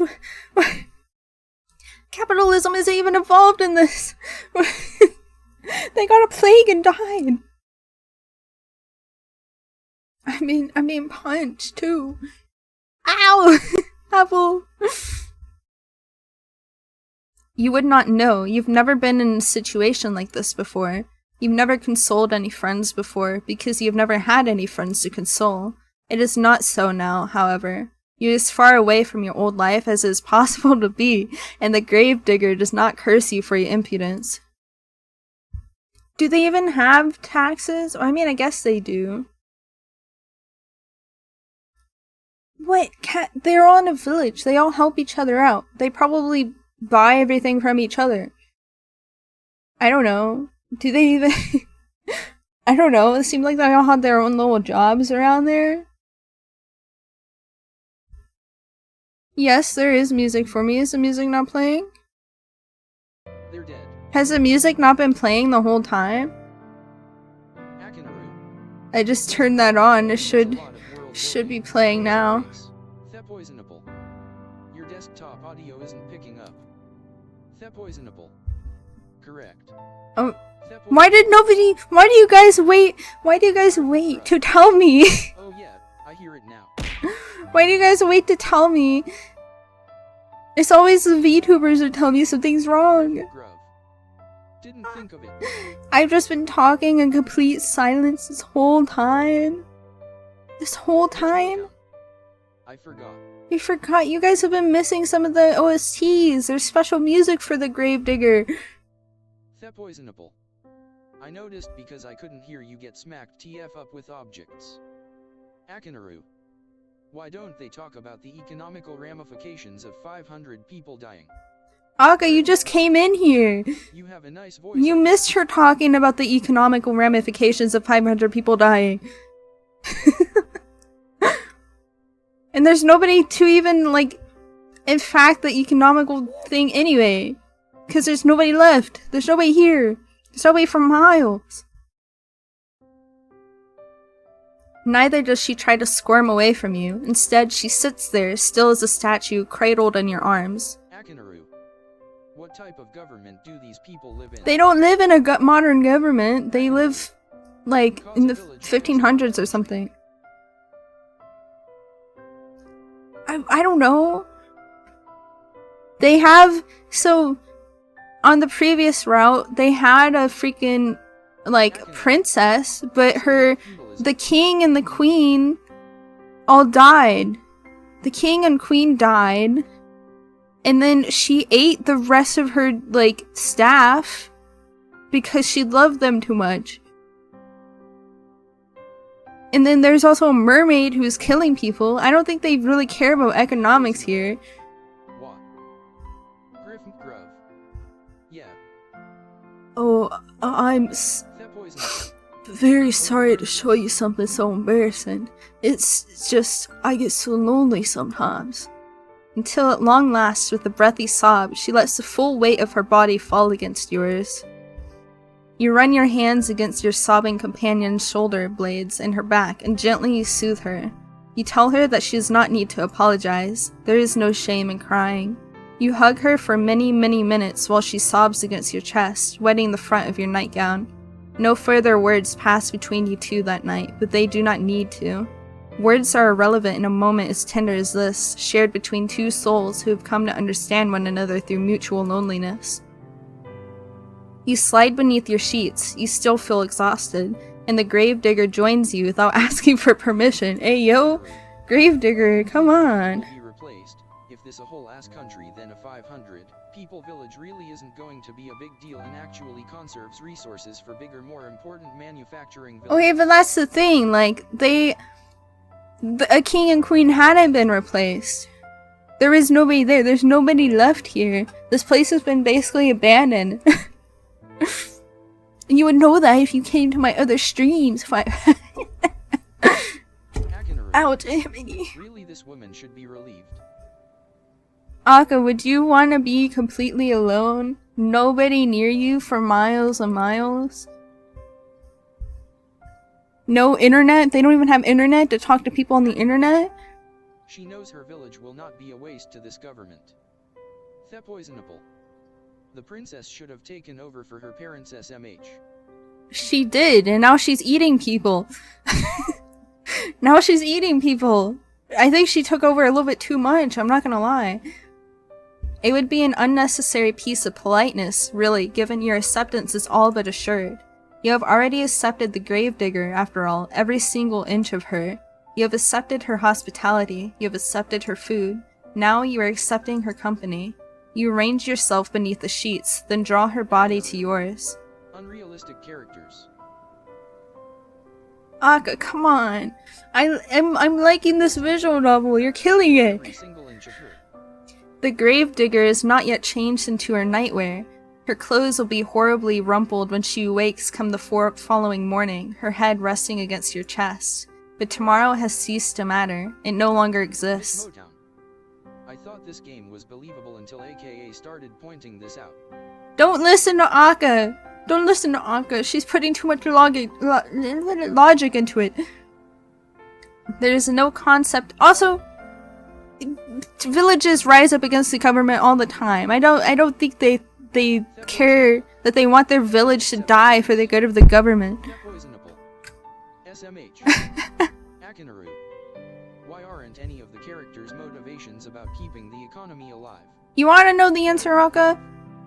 AKA is the You wanna know the answer? It's because they're women. Women don't care about the economy. That's a man's job. Stop being homophobic. It's June.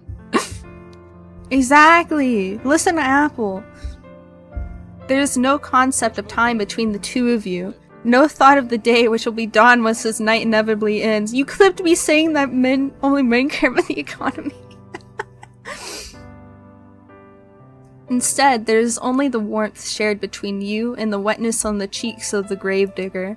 There is a sound, irregular now and less intense than before, of your companion's muted, muffled sobs. There's this gentle, tender moment snatched in the midst of a deep, dark night, which can never be replaced. Your eyelids feel heavy, as though weighted down with stones. They droop inexorably downwards, pulling you, like a drowning maiden, into the dark, impenetrable abyss of slumber. You yawn. Then you fall asleep, cozied up beside the Gravedigger, like two cats in a basket. Why am I messing up? You sleep and you sleep and you sleep, more deeply than you've allowed yourself in quite some time. But when you awake, you find that you are no longer in the bed upon which you slept in, shrouded by sheets.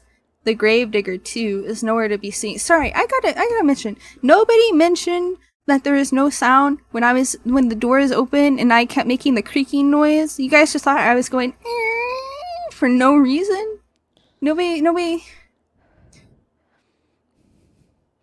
I was mimicking the opening of the doors, and nobody said anything that you couldn't hear the doors. Grove. Again, didn't think of it. SMH. I know you just got here, Apple. I don't blame you. I don't blame you. Also, I'm not actually mad. I'm not mad at you guys. It's my fault for not making sure that my desktop audio is unmuted. But like, I can't believe it was muted this whole time. At least my freaking microphone wasn't muted. Ow! Oh god, my hand. Honestly, this is why a woman-only society would never work even if procreation wasn't a problem. Women are emotional creatures and that's why they need a man. Honestly, another reason why a woman president won't work either. Could you imagine being a woman on her period in the office? Such a weird, unrealistic game. Grove. Big sis Aurelia is met at UUST.T. That's such a crazy thing to say, Aga. that sounds like something. That sounds like a copy pasta. That sounds like a copy pasta. If you were to go to the incel subreddit. LMAO, she's so shook. You're to go to the incel subreddit, that would be like the first post you'd see and it'd be pinned.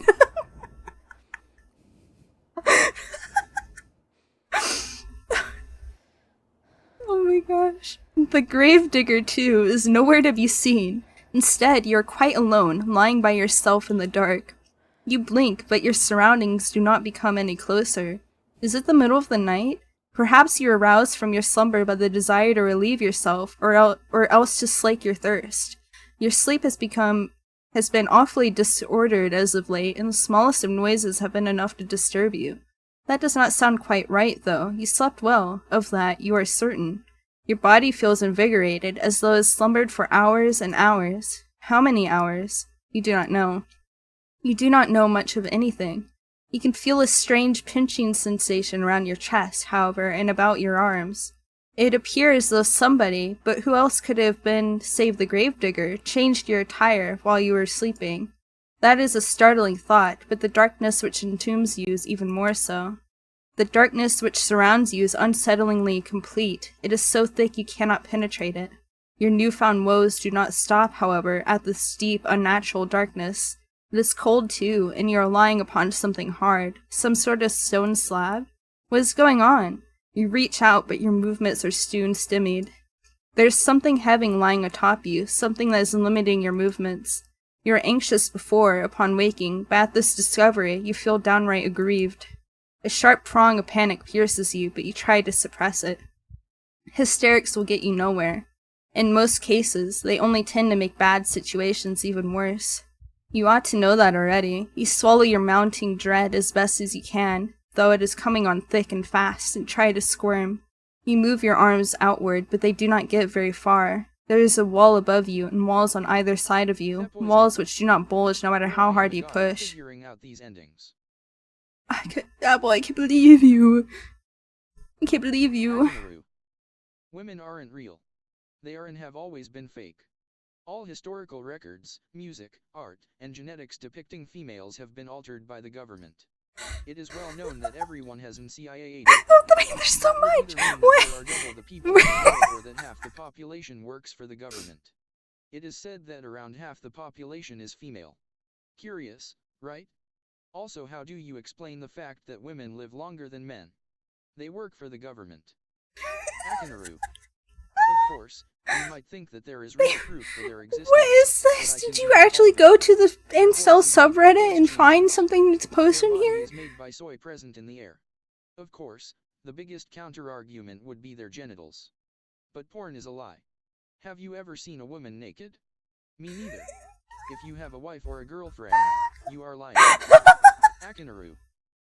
Just for the sake of argument, let's say you do. You have been brainwashed by the liberal government. The only thing all politicians agree on is the fact that women are made up. The only other rational argument I can think of is where do kids come from? Ha ha ha, you have been brainwashed to think about birth. Akinaru. Everyone knows kids come from orphanages and factories.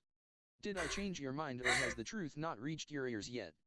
Women are a lie. Any females are welcome to prove their existence in my DMS. Oh my god. Hey, any females in chat right now, make sure to go DM Akka proof that they are female. Griff, guys, a lot of this is making sense. Griff, no! Don't fall in! You're falling into the despair. You're falling in, don't do it. Akinaru. Add points Akinaru 2000. Hey, Akka's giving herself points. AKA, be ready. Akka, be ready. Damn it. I must add that you can push particularly hard, your anxious state notwithstanding. You've never had much in the way of upper body strength, nor lower body strength. Dude, Akka, where did you get that? Did you spend all that time writing that whole thing, or did you copy pasta it? You do not have much in the way of strength at all. You feel quite helpless as you lie there, out of breath from your meager exertions, unsure of what you should do. You can hardly see your foot in front of your face. You do not know where you are, nor why, but a terrible premonition is beginning to bear down upon you. What? Initially trying to discuss.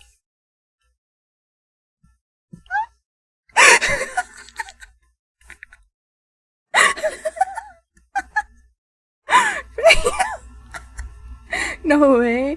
Aren't you a woman, Akka? What happened? You did not want to accept it as a possibility, but where else could the truth lie? A fellow man. A fellow man? What about me? Can't be women aren't real. Oh, sorry, my bad. Can't be true. Women aren't real at all. Me neither. I'm not real. That's why I'm a VTuber. You're lying in a box, hemmed in by walls which offer only a scant few inches for you to stretch in any direction. Yeah, Akka actually uses a voice changer. So does Apple, and I do too. And so do— Ow! That scared me. Ow! You're throwing— Stop! Ow! I'm being abused. Akka became a man and now she's hitting me. Oh my— Apple's doing it too! No! Stop! Please! No! Oh god! No, Griff went to the dark side. I'm being beat up. Help! I'm being beat up. Help me! Help! This hurts. Oh, I just saw an alien thrown at me. He threw my own breath thrown at me. You guys have too many points. Maybe I should—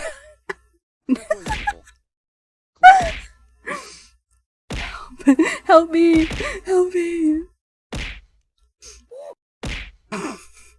Then I like the occasional random gnome that just gets thrown. Ow, that bear is huge, man. That's not very good for my dome. Can somebody give me like 10k points? Akinaru. Akka! She used all her points to throw stuff at me. She used all her points to abuse me. Look, you guys— hold on. You guys abused me so much that my weave came off. I'm bald now. I have no hair. Look, this is what you've done to me. Can't believe you. Ow! Akinaru. Wig snatch! Stop! You don't have to do any more. Oh, you're hitting my bald head. I have no hair to protect me. She came to eat and left no crumbs. Apple, please. Apple's throwing stuff at me for you, Akka. I'm being abused. Ow! That hit me right in the face! Hit me right in the face, man.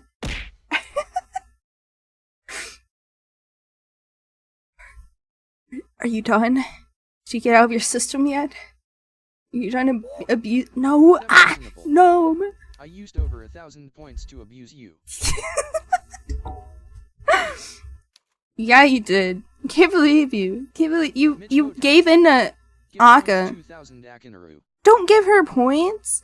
Also, I don't think that gives her actual points. I think that gives her like gambling points. Did that work?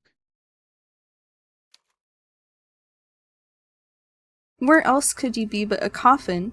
The moment you allow yourself to ponder this awful reality is the moment you hear it, the irregular sound of drumming. It is though somebody, though they must be a very large somebody, is tapping their fingertips upon the lid of your coffin. I don't have the gambling in here, sorry. Akinaru, how do you do this? No gambling. I can turn it on. Akinaru, fucking bitch. I'll turn it on. I'll turn it on, calm down, I'll turn it on. Let me go into stream elements.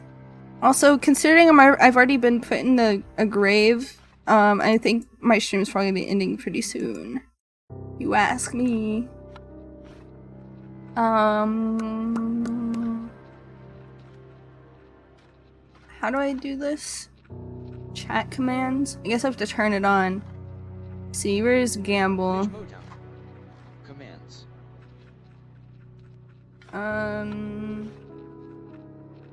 Points? Roulette? Okay, I enabled the roulette, thing. So, see if you can gamble your life away now. See if that will work for you. That, or it is raining. It is not the fingers of a giantess, though, which is disturbing you, nor is it falling rain. It is dirt. This sound continues on and on, as though it is drilling its way inside your skull. It is relentless. It is merciless, like the ticking of a great celestial clock. It cannot be stopped. Your time is almost running out. But you knew that already, didn't you, when you were running through the forest? You ought to have known, silly thing, that you could not outpace your destiny forever. Sooner or later, it would catch up with you. You're stubborn, though, and you do not want to accept this. Not content to simply lie there, you cry out. You cry out not for your parents, whom you hardly knew, nor for your school friends, for you never had any. Instead, you cry out for your new companion, the girl with whom you've been living, and with whom you shared one precious, cherished moment. You cry out for the Gravedigger. Surely this is some manner of mistake? Once she realizes that you are, in fact, entombed in one of the coffins she is currently filling, for who else would be moving the dirt above you, she will cease her operations at once. She will pull you out of the darkness, back into the world of the living, and then she will hold you close. She will embrace you. She cannot mean to cause you any harm, not when she is so good to you, and so kind. Why would she bury you? You cry to her so loudly you fear your vocal cords might tear, all while banging against the roof of your compact prison. Akinaru. Oh, I'm sorry. I just looked at your profile. I didn't realize you were a lady. And a beautiful one at that. I try my best to respect women. Especially women in gaming. As a matter of fact, now Women I in actually gaming. do agree with you. I'm sorry. Maybe you could even add me on PSN and we can play some games together. We could play GTA, Overwatch, Minecraft, maybe even a little COD. Add me Akinaru. A little COD. Sorry about my name. My cousin made it a while back. Your cousin made your name? Like me and does not. Akinaru. Does not carry my values. Good day, ma'am. He's not. Also, I PM'd you. Take a look in LMK what you think. You cry desperately, helplessly, because Akka is sending women-hating copy pastas. Actually, that one's kind of a woman-loving one. And to your relief, your cries do not fall upon deaf ears. The sound of the falling soil stops, albeit briefly. Then you hear a voice. The voice is very faint, given it's being filtered through your coffin's sturdy lid, but you recognize it. So, you're awake then, are you, dear one? 11, make a wish. I wish that I do not die this time around, and I get to be with Hot Woman. You think my wish will come true? The Gravedigger says. She sighs. Then she says in a perplexed sort of voice. No. Akinaru. Said her wish aloud. Uneasy It's face. it's fine. It will come true, right? It'll come true, right? Now, that is a pickle. I was hoping you'd be asleep a couple hours more, so the last time we spoke could have been on better terms. If you keep screaming like that, I'm gonna feel bad. Your companion's words, though distant, are unmistakable. You're so tense, you're attuned to every single syllable, and each of them makes you gasp. Was this not a mistake then? Does she truly mean to bury you alive? You pose this question to the Gravedigger as best as you can, trying to keep the tremors from your voice as you do. Perhaps you think, in your optimism, that if you do not let her know how afraid you are, she will reward you for your bravery and let you go. If this is what you are hoping, though, it is in vain. That's right, you really do catch on quick. So it would appear she really has committed to the task of burying you. What an unfortunate turn of events. Why, though, would she do such a thing? You thought that she was your friend. We are friends, the Gravedigger says, her voice still worryingly offhand, worryingly empty. I'm very fond of you. There's nobody dearer to me than you. I've had a really good time with you these last, how long's it been again? I don't remember. Neither do you. Well, if this little detail has slipped both of your minds, it can't be all that important. You have other things to worry about. If you really are friends, you say to the Gravedigger, then what does she hope to gain by burying you? You do not understand. But you understand her reply even less. Well, here's the thing. Are you gay, kuxip? What do you think? Look at me. They're poisonable.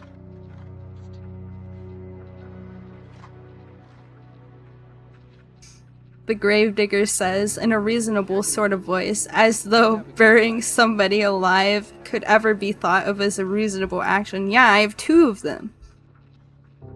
Kind of. I have a gay flag. I have the rainbow flag here, and then I have the asexual flag here. Yep. I've been digging graves for a long time, see? You cannot see, it is too dark, but you affirm that you do all the same. Well, I was digging all these graves, but I have not had anybody put them in, not for ages. It was rather sad. You think you know where this train of logic, twisted though it is, might be going, so you do not interrupt her. You know no good would come out of it. All you can do for the present is lie there and listen. I was thinking I never found another person to bury in this godforsaken village. Not after the plague messed everything up. I was getting desperate until you came along, that is. Now I have somebody I can bury. I'm not gonna let the opportunity pass me by. I'm sorry, but this is just part of my job. It's what my father taught me to do. It's all I know how to do. I buried my mother and I buried my father. I buried all my friends. Now I'm gonna bury you too. It just sound. Do you guys like my country accent for it? It just sound logic in a sense. As the daughter of a gravedigger, digging graves is her job, but something about it rankles you. If only you could put your finger on it. Ah, yes. There is a bit of flaw with their reasoning, is there not? You are not dead, after all. You might not be dead now, the gravedigger says in response to your ingenuity, but you will be if given enough time. I mean, everybody else I've ever known's died. Who's to say you wouldn't be next? It seems rather more likely that you will die, and quickly, if she persists with her poorly thought-out plan to bury you. Your coffin is not very large. It affords you precious little space. What? Akka, it's almost done. It's almost done. I swear. Why did you message?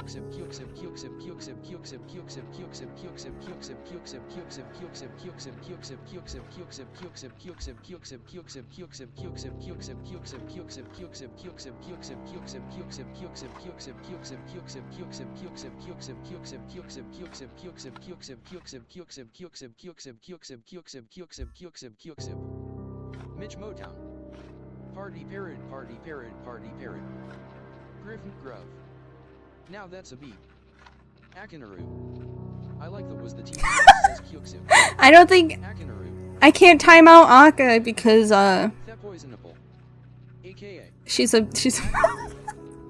not fucking time me out. That poisonable. LMAO. Akinaru. Ah, fuck you.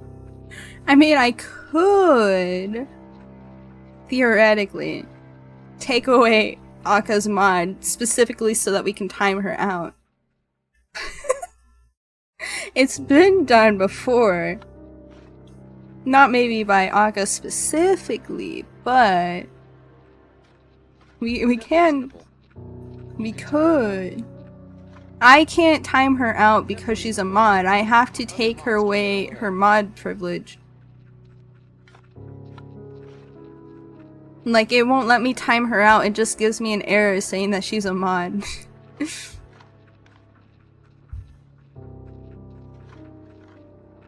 Eventually, if trapped within it for long enough, you will run out of oxygen, then you will suffocate. She times me out. Akinaru. I lose mod. That, or you will starve to death. Akinaru. She loses everything. Everything? I mean, I can always give you mod back after. If I don't forget, like someone might have before. EVERYTHING. Everything? What am I gonna lose? Other than Akka? I mean, of course I don't want to lose Akka. I don't want... Wait, that came out worse than that came out worse than I thought. Like, I see how it is. that's what I meant. That's what I meant. That's what I meant. Akka, I don't want to lose you, okay? But she did do a redeem, and I have a duty to uphold the redeem. No, don't clip that.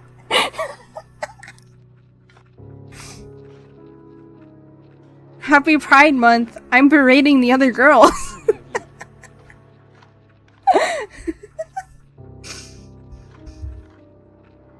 Yeah. Was it? Was it? I don't know. What's so fruity about me? I can't see it. Akinaru. Yeah. Either way, your demise will be a slow, painful one. You are unsure which death would be worse, though, given how precarious your situation is. You do not wish to expend the necessary energy needed to ponder it. You need to plead with the Gravedigger, and quickly, while she is still here. You tell her, tearfully, that you would not leave her. Why would you? How do you fail Pride Month? You try to sound as convincing as your disordered nerves will allow, but the Gravedigger remains unmoved. You say that, she says. How can I know you're telling the truth? Check her DMS. My DMs on Twitch? Yeah, I saw it. Akka called me the B word in DMs. You're really You want me to play Roblox with you? You're being quite rude. Discord. Okay, let me open Discord.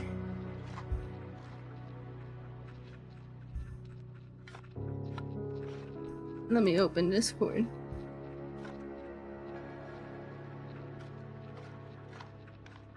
Why?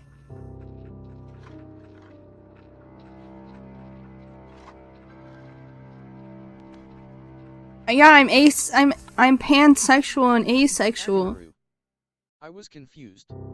You're confused. or bi, that. I refunded my thingy. V. Akinaru. That's the gay flag. Yeah, but it's an overall gay flag. Like, you don't have to put a specific. Ah! Oh my god, Apple. That was so loud. That was so loud. Akinaru. LOL. That poisonable. Ha ha ha ha ha. Akinaru. I was confused. No, yeah, I'm just using this as a overall pride flag. Cause that's kind of what I see the rainbow flag as. If you don't want to label yourself as something specific. And also, I wanted to have 2 pride flags, but I didn't want to put the pansexual one on. I might. Someone, or it was Utopia, said to put one on my antenna and like tape it to it. So I could have all 3.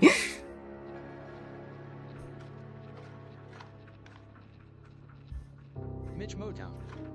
Hype shame really a whole month. No, Midge! I thought you said you were a traveler. They never stay put in one place for long.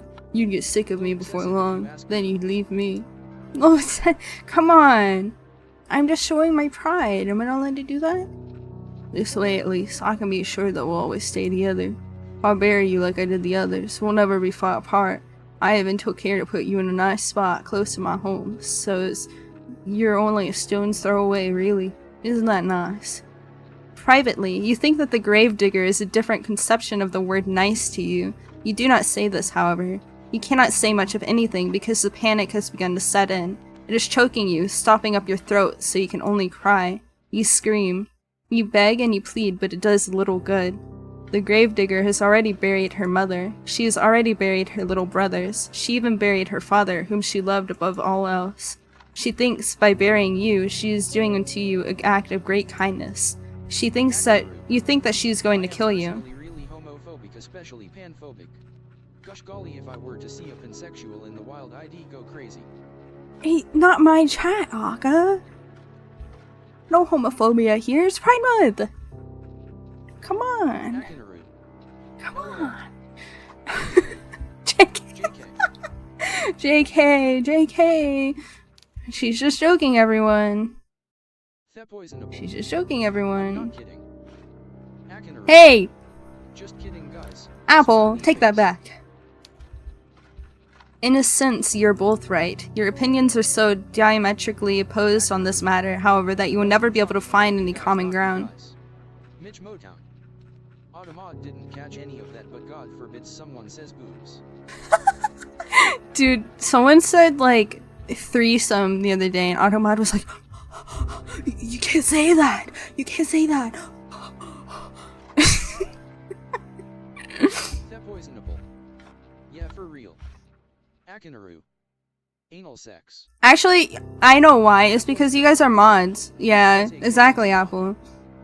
You might as well save your screaming. She will not listen to you. She is beyond listening. Shush, shush, dear one, says the Gravedigger, very gently. Just as gently as she spoke last night, when she confided in you all of her fears. It won't be so bad, really. Nothing will be able to hurt you down there. It'll just be like going to sleep for a really, really long time. No, don't go by Robux! She's going off the deep end, guys. We gotta restrain her. Aka, don't do it! Don't do it, Aka! You have so much more to live for. You have so much more that you could spend your money on, like scabs. Or, you know, something else. I don't know. Rent. No! Apple, don't encourage her! Don't do it! I bought scabs. Yeah, but you could get more. Or you could get some, like, you know, on Skeb, you could get some, like, background music. Or, something else. You could,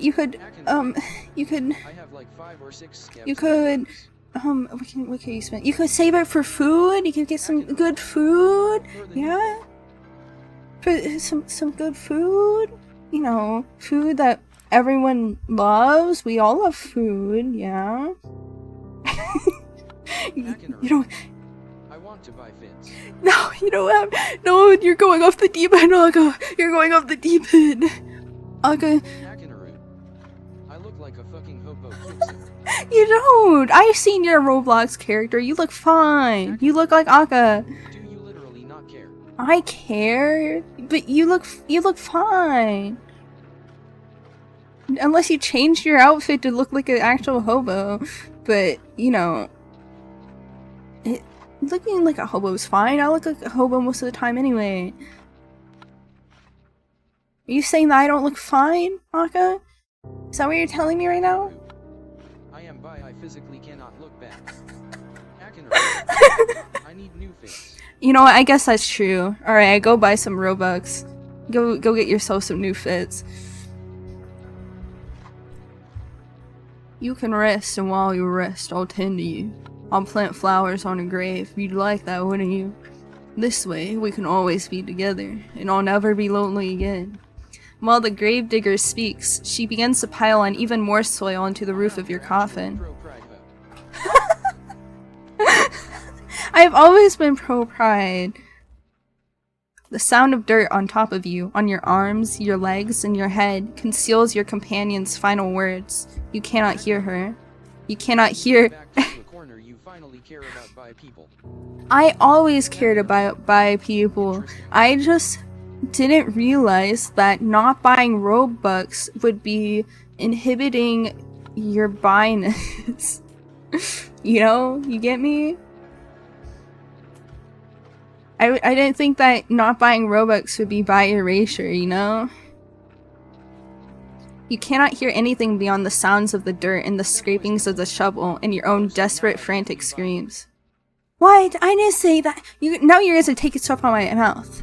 Now you're taking stuff out of my mouth. Who said that you can't be bi, Apple? Because I don't play Roblox.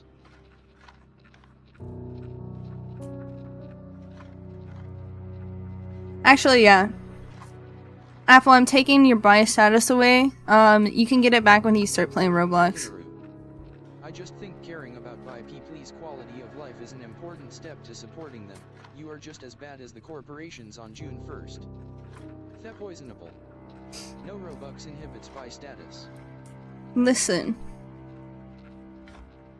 I considered myself bi for a while. They're poisonable. I mean, I still... No longer bi. Holy I don't know. I'm It's confusing for me. I just prefer to call myself pan because I feel like it's more over-encompassing. The way that's typed is so serious. You heard it here, Apple. You can't be poor in Robux. I mean, yeah, in Robux. You scream and you scream and you scream without cease until your throat feels hoarse, but your efforts are in vain. You hammer on the lid of the coffin with as much strength as you can muster, but the lid of the coffin is nailed shut. You are in no position to remove it. All you can do is lie there, screaming and crying and banging your fists on the roof of the coffin over and over as more dirt and debris falls on top of you. Eventually, enough dirt falls on you to stifle your screams for good. The Gravedigger can no longer hear you, and you can no longer hear her. You are all alone, trapped in a narrow wooden box, which, regardless of what you want, is now your new home. We're on Roblox equals not bi. Exactly. JK. No, you can't take that back. That is not a /J, that is a /S. I worry I play these jokes too straight. You know, sometimes I do too. I hope it's obvious enough that we are very gay. You can smell the soil in the backs of your nostrils when you inhale. It is so potent you can taste it on your tongue. You can taste the eventual, inevitable decay of your... The decay of my own body? You will remain trapped here underground forever and ever. Or, to use less melodramatic terms, until the last of your energy escapes you and you succumb to your own slow suffocation. It isn't a very pleasant way to go, but you'll forgive me if my sympathy is limited. You did bring this upon yourself, you know. I can feel the decay of my body. Yeah, Apple is feeling the gay because she doesn't play Roblox. Yeah, Roblox. You reap what you sow, and in your case, you reap what you sow, and in your case, you made a series of bad decisions that led to your untimely demise.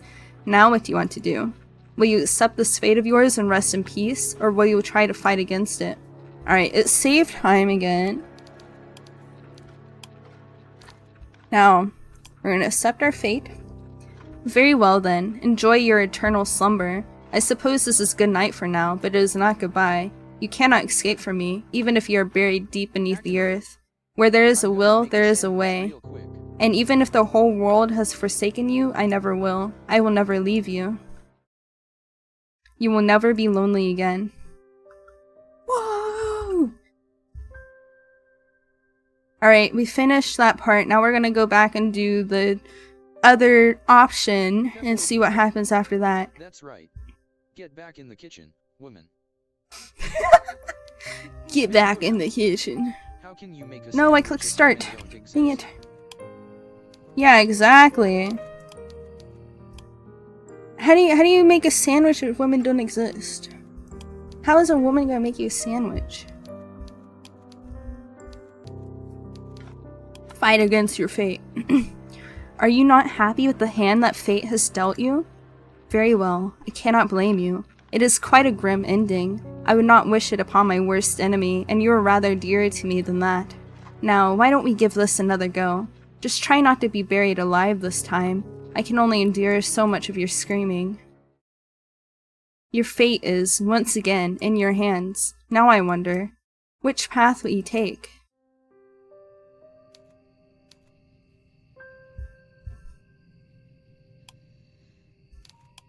Give up? I only have a give up option. I have to give up? I don't want to give up though. It's forcing me to give up. I don't want to give up. I guess I have to. So I'm giving up. So, you've come back here, have you? That does not come as much as a surprise. Though presented with 3 potential paths, it is not as though traversing any of them would have any particular impact upon your ultimate fate. In the end, you are always destined to return here. Did you really think you had a choice? How hopelessly naive of you. I thought that you were smarter than that.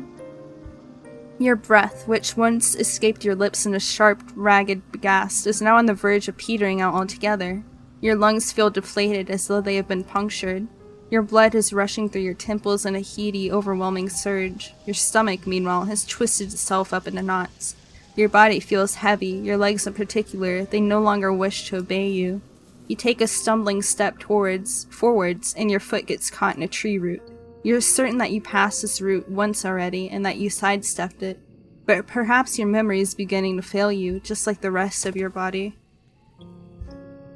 You gasp, surprised, and pitch forwards, dull and senseless like a sack full of potatoes. Your arm hits the ground with a crack, one which makes you cry out in pain. Tears begin to bead on your eyes, wet and salty, tears which you cannot stemmy. You are not as resilient as a gravedigger, nor as carefree as a princess. If you lived underwater like the mermaid, then nobody, at the very least, would be able to tell that you are crying, but you do not, and I can. Believe me, I can. Your arm aches dreadfully, but at least you can still feel it. A simmy? Your poor feet, meanwhile, have gone quite numb. You would try to stand had you the energy, but you know, as you sit there, dazed, that this would be a futile effort. She's so sad. Look, she has the same color tights as me. You cannot stand, not any longer. It hurts too much. You really have been through a lot tonight, haven't you? I fear I have not been very kind to you, but you ought to be accustomed to hardship.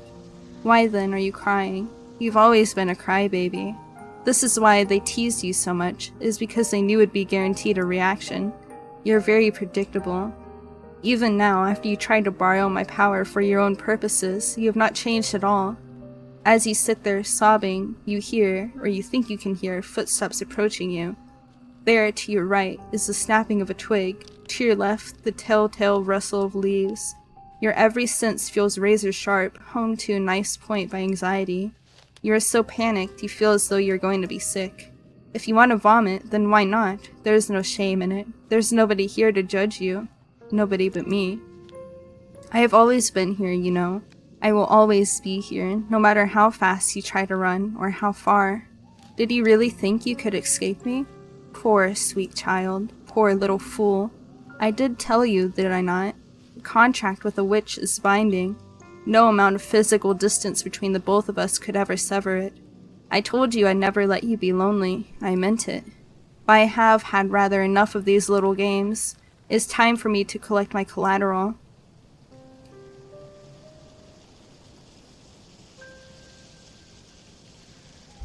Hey, the witch is kinda hot.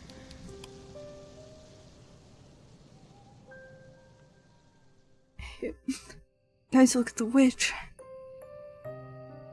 Look at the witch. The witch is hot. The witch is hot. Oh my lord. Oh my goodness. A soft gasp escapes your throat as you feel arms wind their way about your back. Naturally, you know whose arms they are. They are mine. I have been watching you all night, but this is the first time I have reached out to you in so direct a manner. Did you not expect me to be so forward? I can hear your heart fluttering in your chest. It is beating very quickly, like a startled rabbit's. Your breaths are short and sharp. It is a cold night, and though I am holding you, you are still shaking. I wish you would not tremble so. Everybody fears the unknown, but we are not strangers. We have spoken before, have we not, when you first called me forth from the ether, using that book you found in the library? You were desperate enough, then, to turn to the occult for help. You pleaded with me to use my magic for your behalf. You begged me. You implored and you entreated and you wheedled and you whined, and though I had some reservations, you forced my hand. I had no choice, not in the face of your desperation.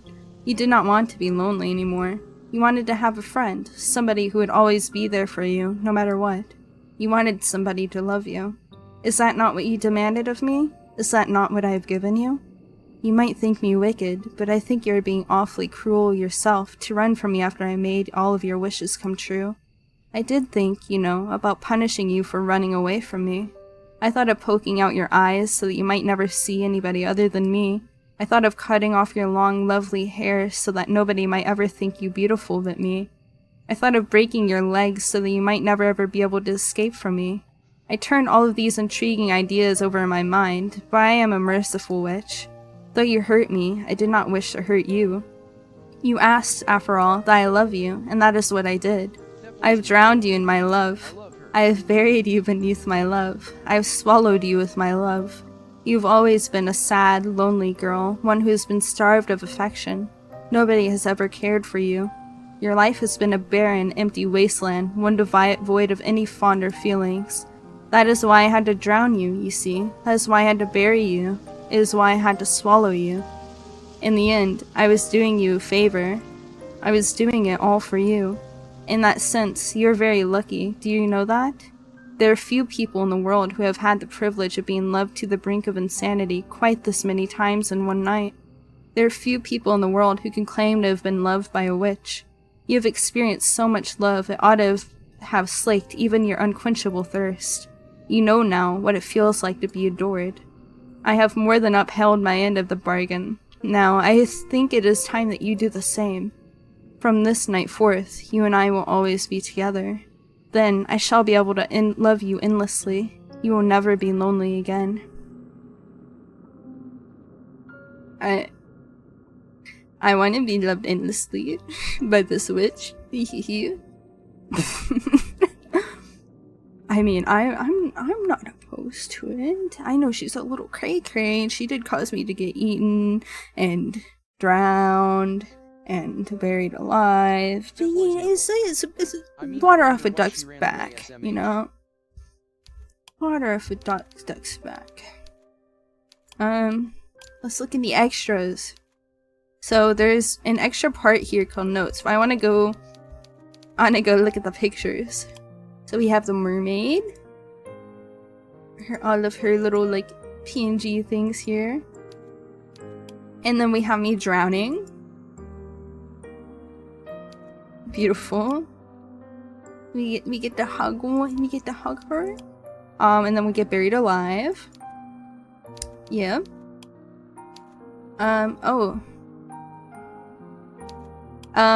She sucks on her feet. Our finger, sorry, I sneezed. Because our finger is bloody. No wonder she is okay with doing that. She's eaten people.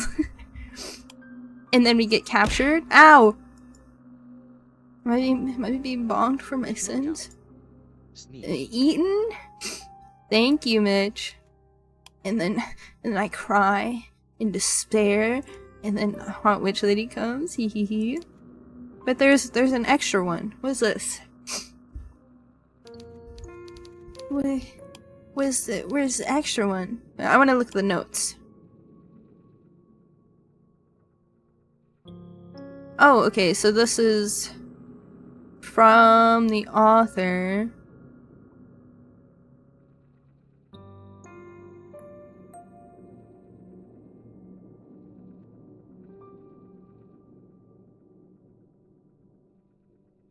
She's saying that it was inspired by the Orphan's Tale, and that the short stories all seem like they're not connected in any way, but at the end you find out they all merge together. She hasn't read a book like it anymore before. She wanted to write something similar to the Orphan's Tale, with different fairy tales, with a mermaid. It wasn't until the 2023 Yandere Game Jam that I decided to revisit this idea. Yeah, this game came out in 2023.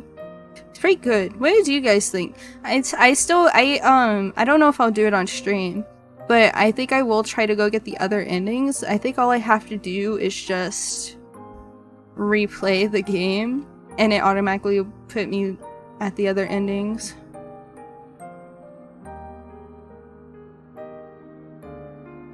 Yeah, I might go read, like actually read that myself in a bit. Mitch Motown. It was good. I see, my saves are gone. Okay. I guess I have to start all the way from the beginning. That's okay. But anyway, that's gonna be the end of the stream. It was good. This is, you know, this is a free visual novel. So if you want to go experience the other endings after this, feel free to do so. I gotta leave a little bit of mystery for people to come play themselves. You're welcome. Thank you for coming to my stream, Griff. But yeah, I really enjoyed reading this. It was pretty good. I hope you guys enjoyed listening to me read it and seeing all the cute visuals and the cute girls. I hope I say this every time, I hope my voice wasn't too grating. But I had a lot of fun. I love visual novels. I want to read more visual novels. I wonder. I don't know. I don't know. We'll have to see in a second, Apple, maybe. If you hop into VC. Yeah, who is live right now? Your voice isn't grating at all. Well, I'm glad for that. Sometimes I worry that I'm a little bit too annoying. Let's see, people who are live right now, we have Mackenzie, and it says she's playing retro. AKA was going to stream Roblox. Oh, true. Maybe we can wait until Aka goes live and we could raid her, but that might be a second. She's still making a sandwich, I think. Sir, also, all of you guys are gonna be going into Aka stream anyway, right? You better go into Aka stream. Sir Farewell is playing Five Nights at Freddy's Security Breach. We are. Apple, yes, you're going into Aka stream. You gotta watch me play Roblox with Aka. Tommy Dime is playing Bramble the Mountain King. I don't know what that is. But do you guys, I'll let chat choose. Is there a preference that you guys would like to go watch? Mackenzie, Sir Farewell, or Tommy Dime?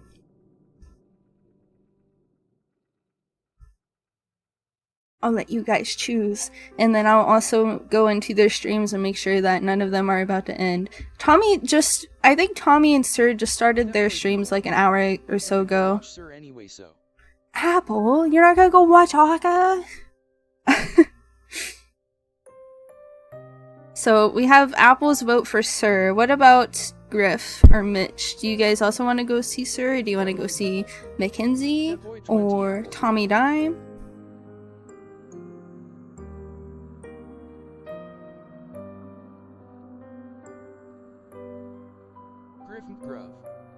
Sir is good? Okay, we're gonna go ahead and raid Sir. I am gonna just make sure real quick that he is not ending. I'm so fearful. He's only been streaming for like 2 hours, so I think we're fine. Yeah, we're fine. Okay, we're gonna go and raid Sir. Thank you guys so much for coming to my stream. I really appreciate it. I want to play more visual novel games in the future. It's been really fun. I've been really enjoying playing visual novels, and I think it's been pretty entertaining. Like when chat's talking to me, and I'm not just reading, I think it's entertaining for chat too. Yeah. Okay. Thank you guys. Let me go to my my stream starting screen. My music might start playing for a second. I'm gonna mute that.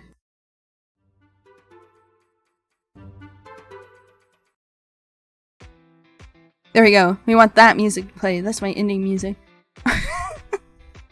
Wait, thank you everyone. Goodbye. Let's go raid Sir. Make sure to tell Sir Aurelia. Make sure to send my raid message. I always forget about my raid message. The raid message is Aurelia. Let me type it in chat. Aurelia. And also, you can use this in Surge chat and it'll bring up a little like PNG of me that covers him.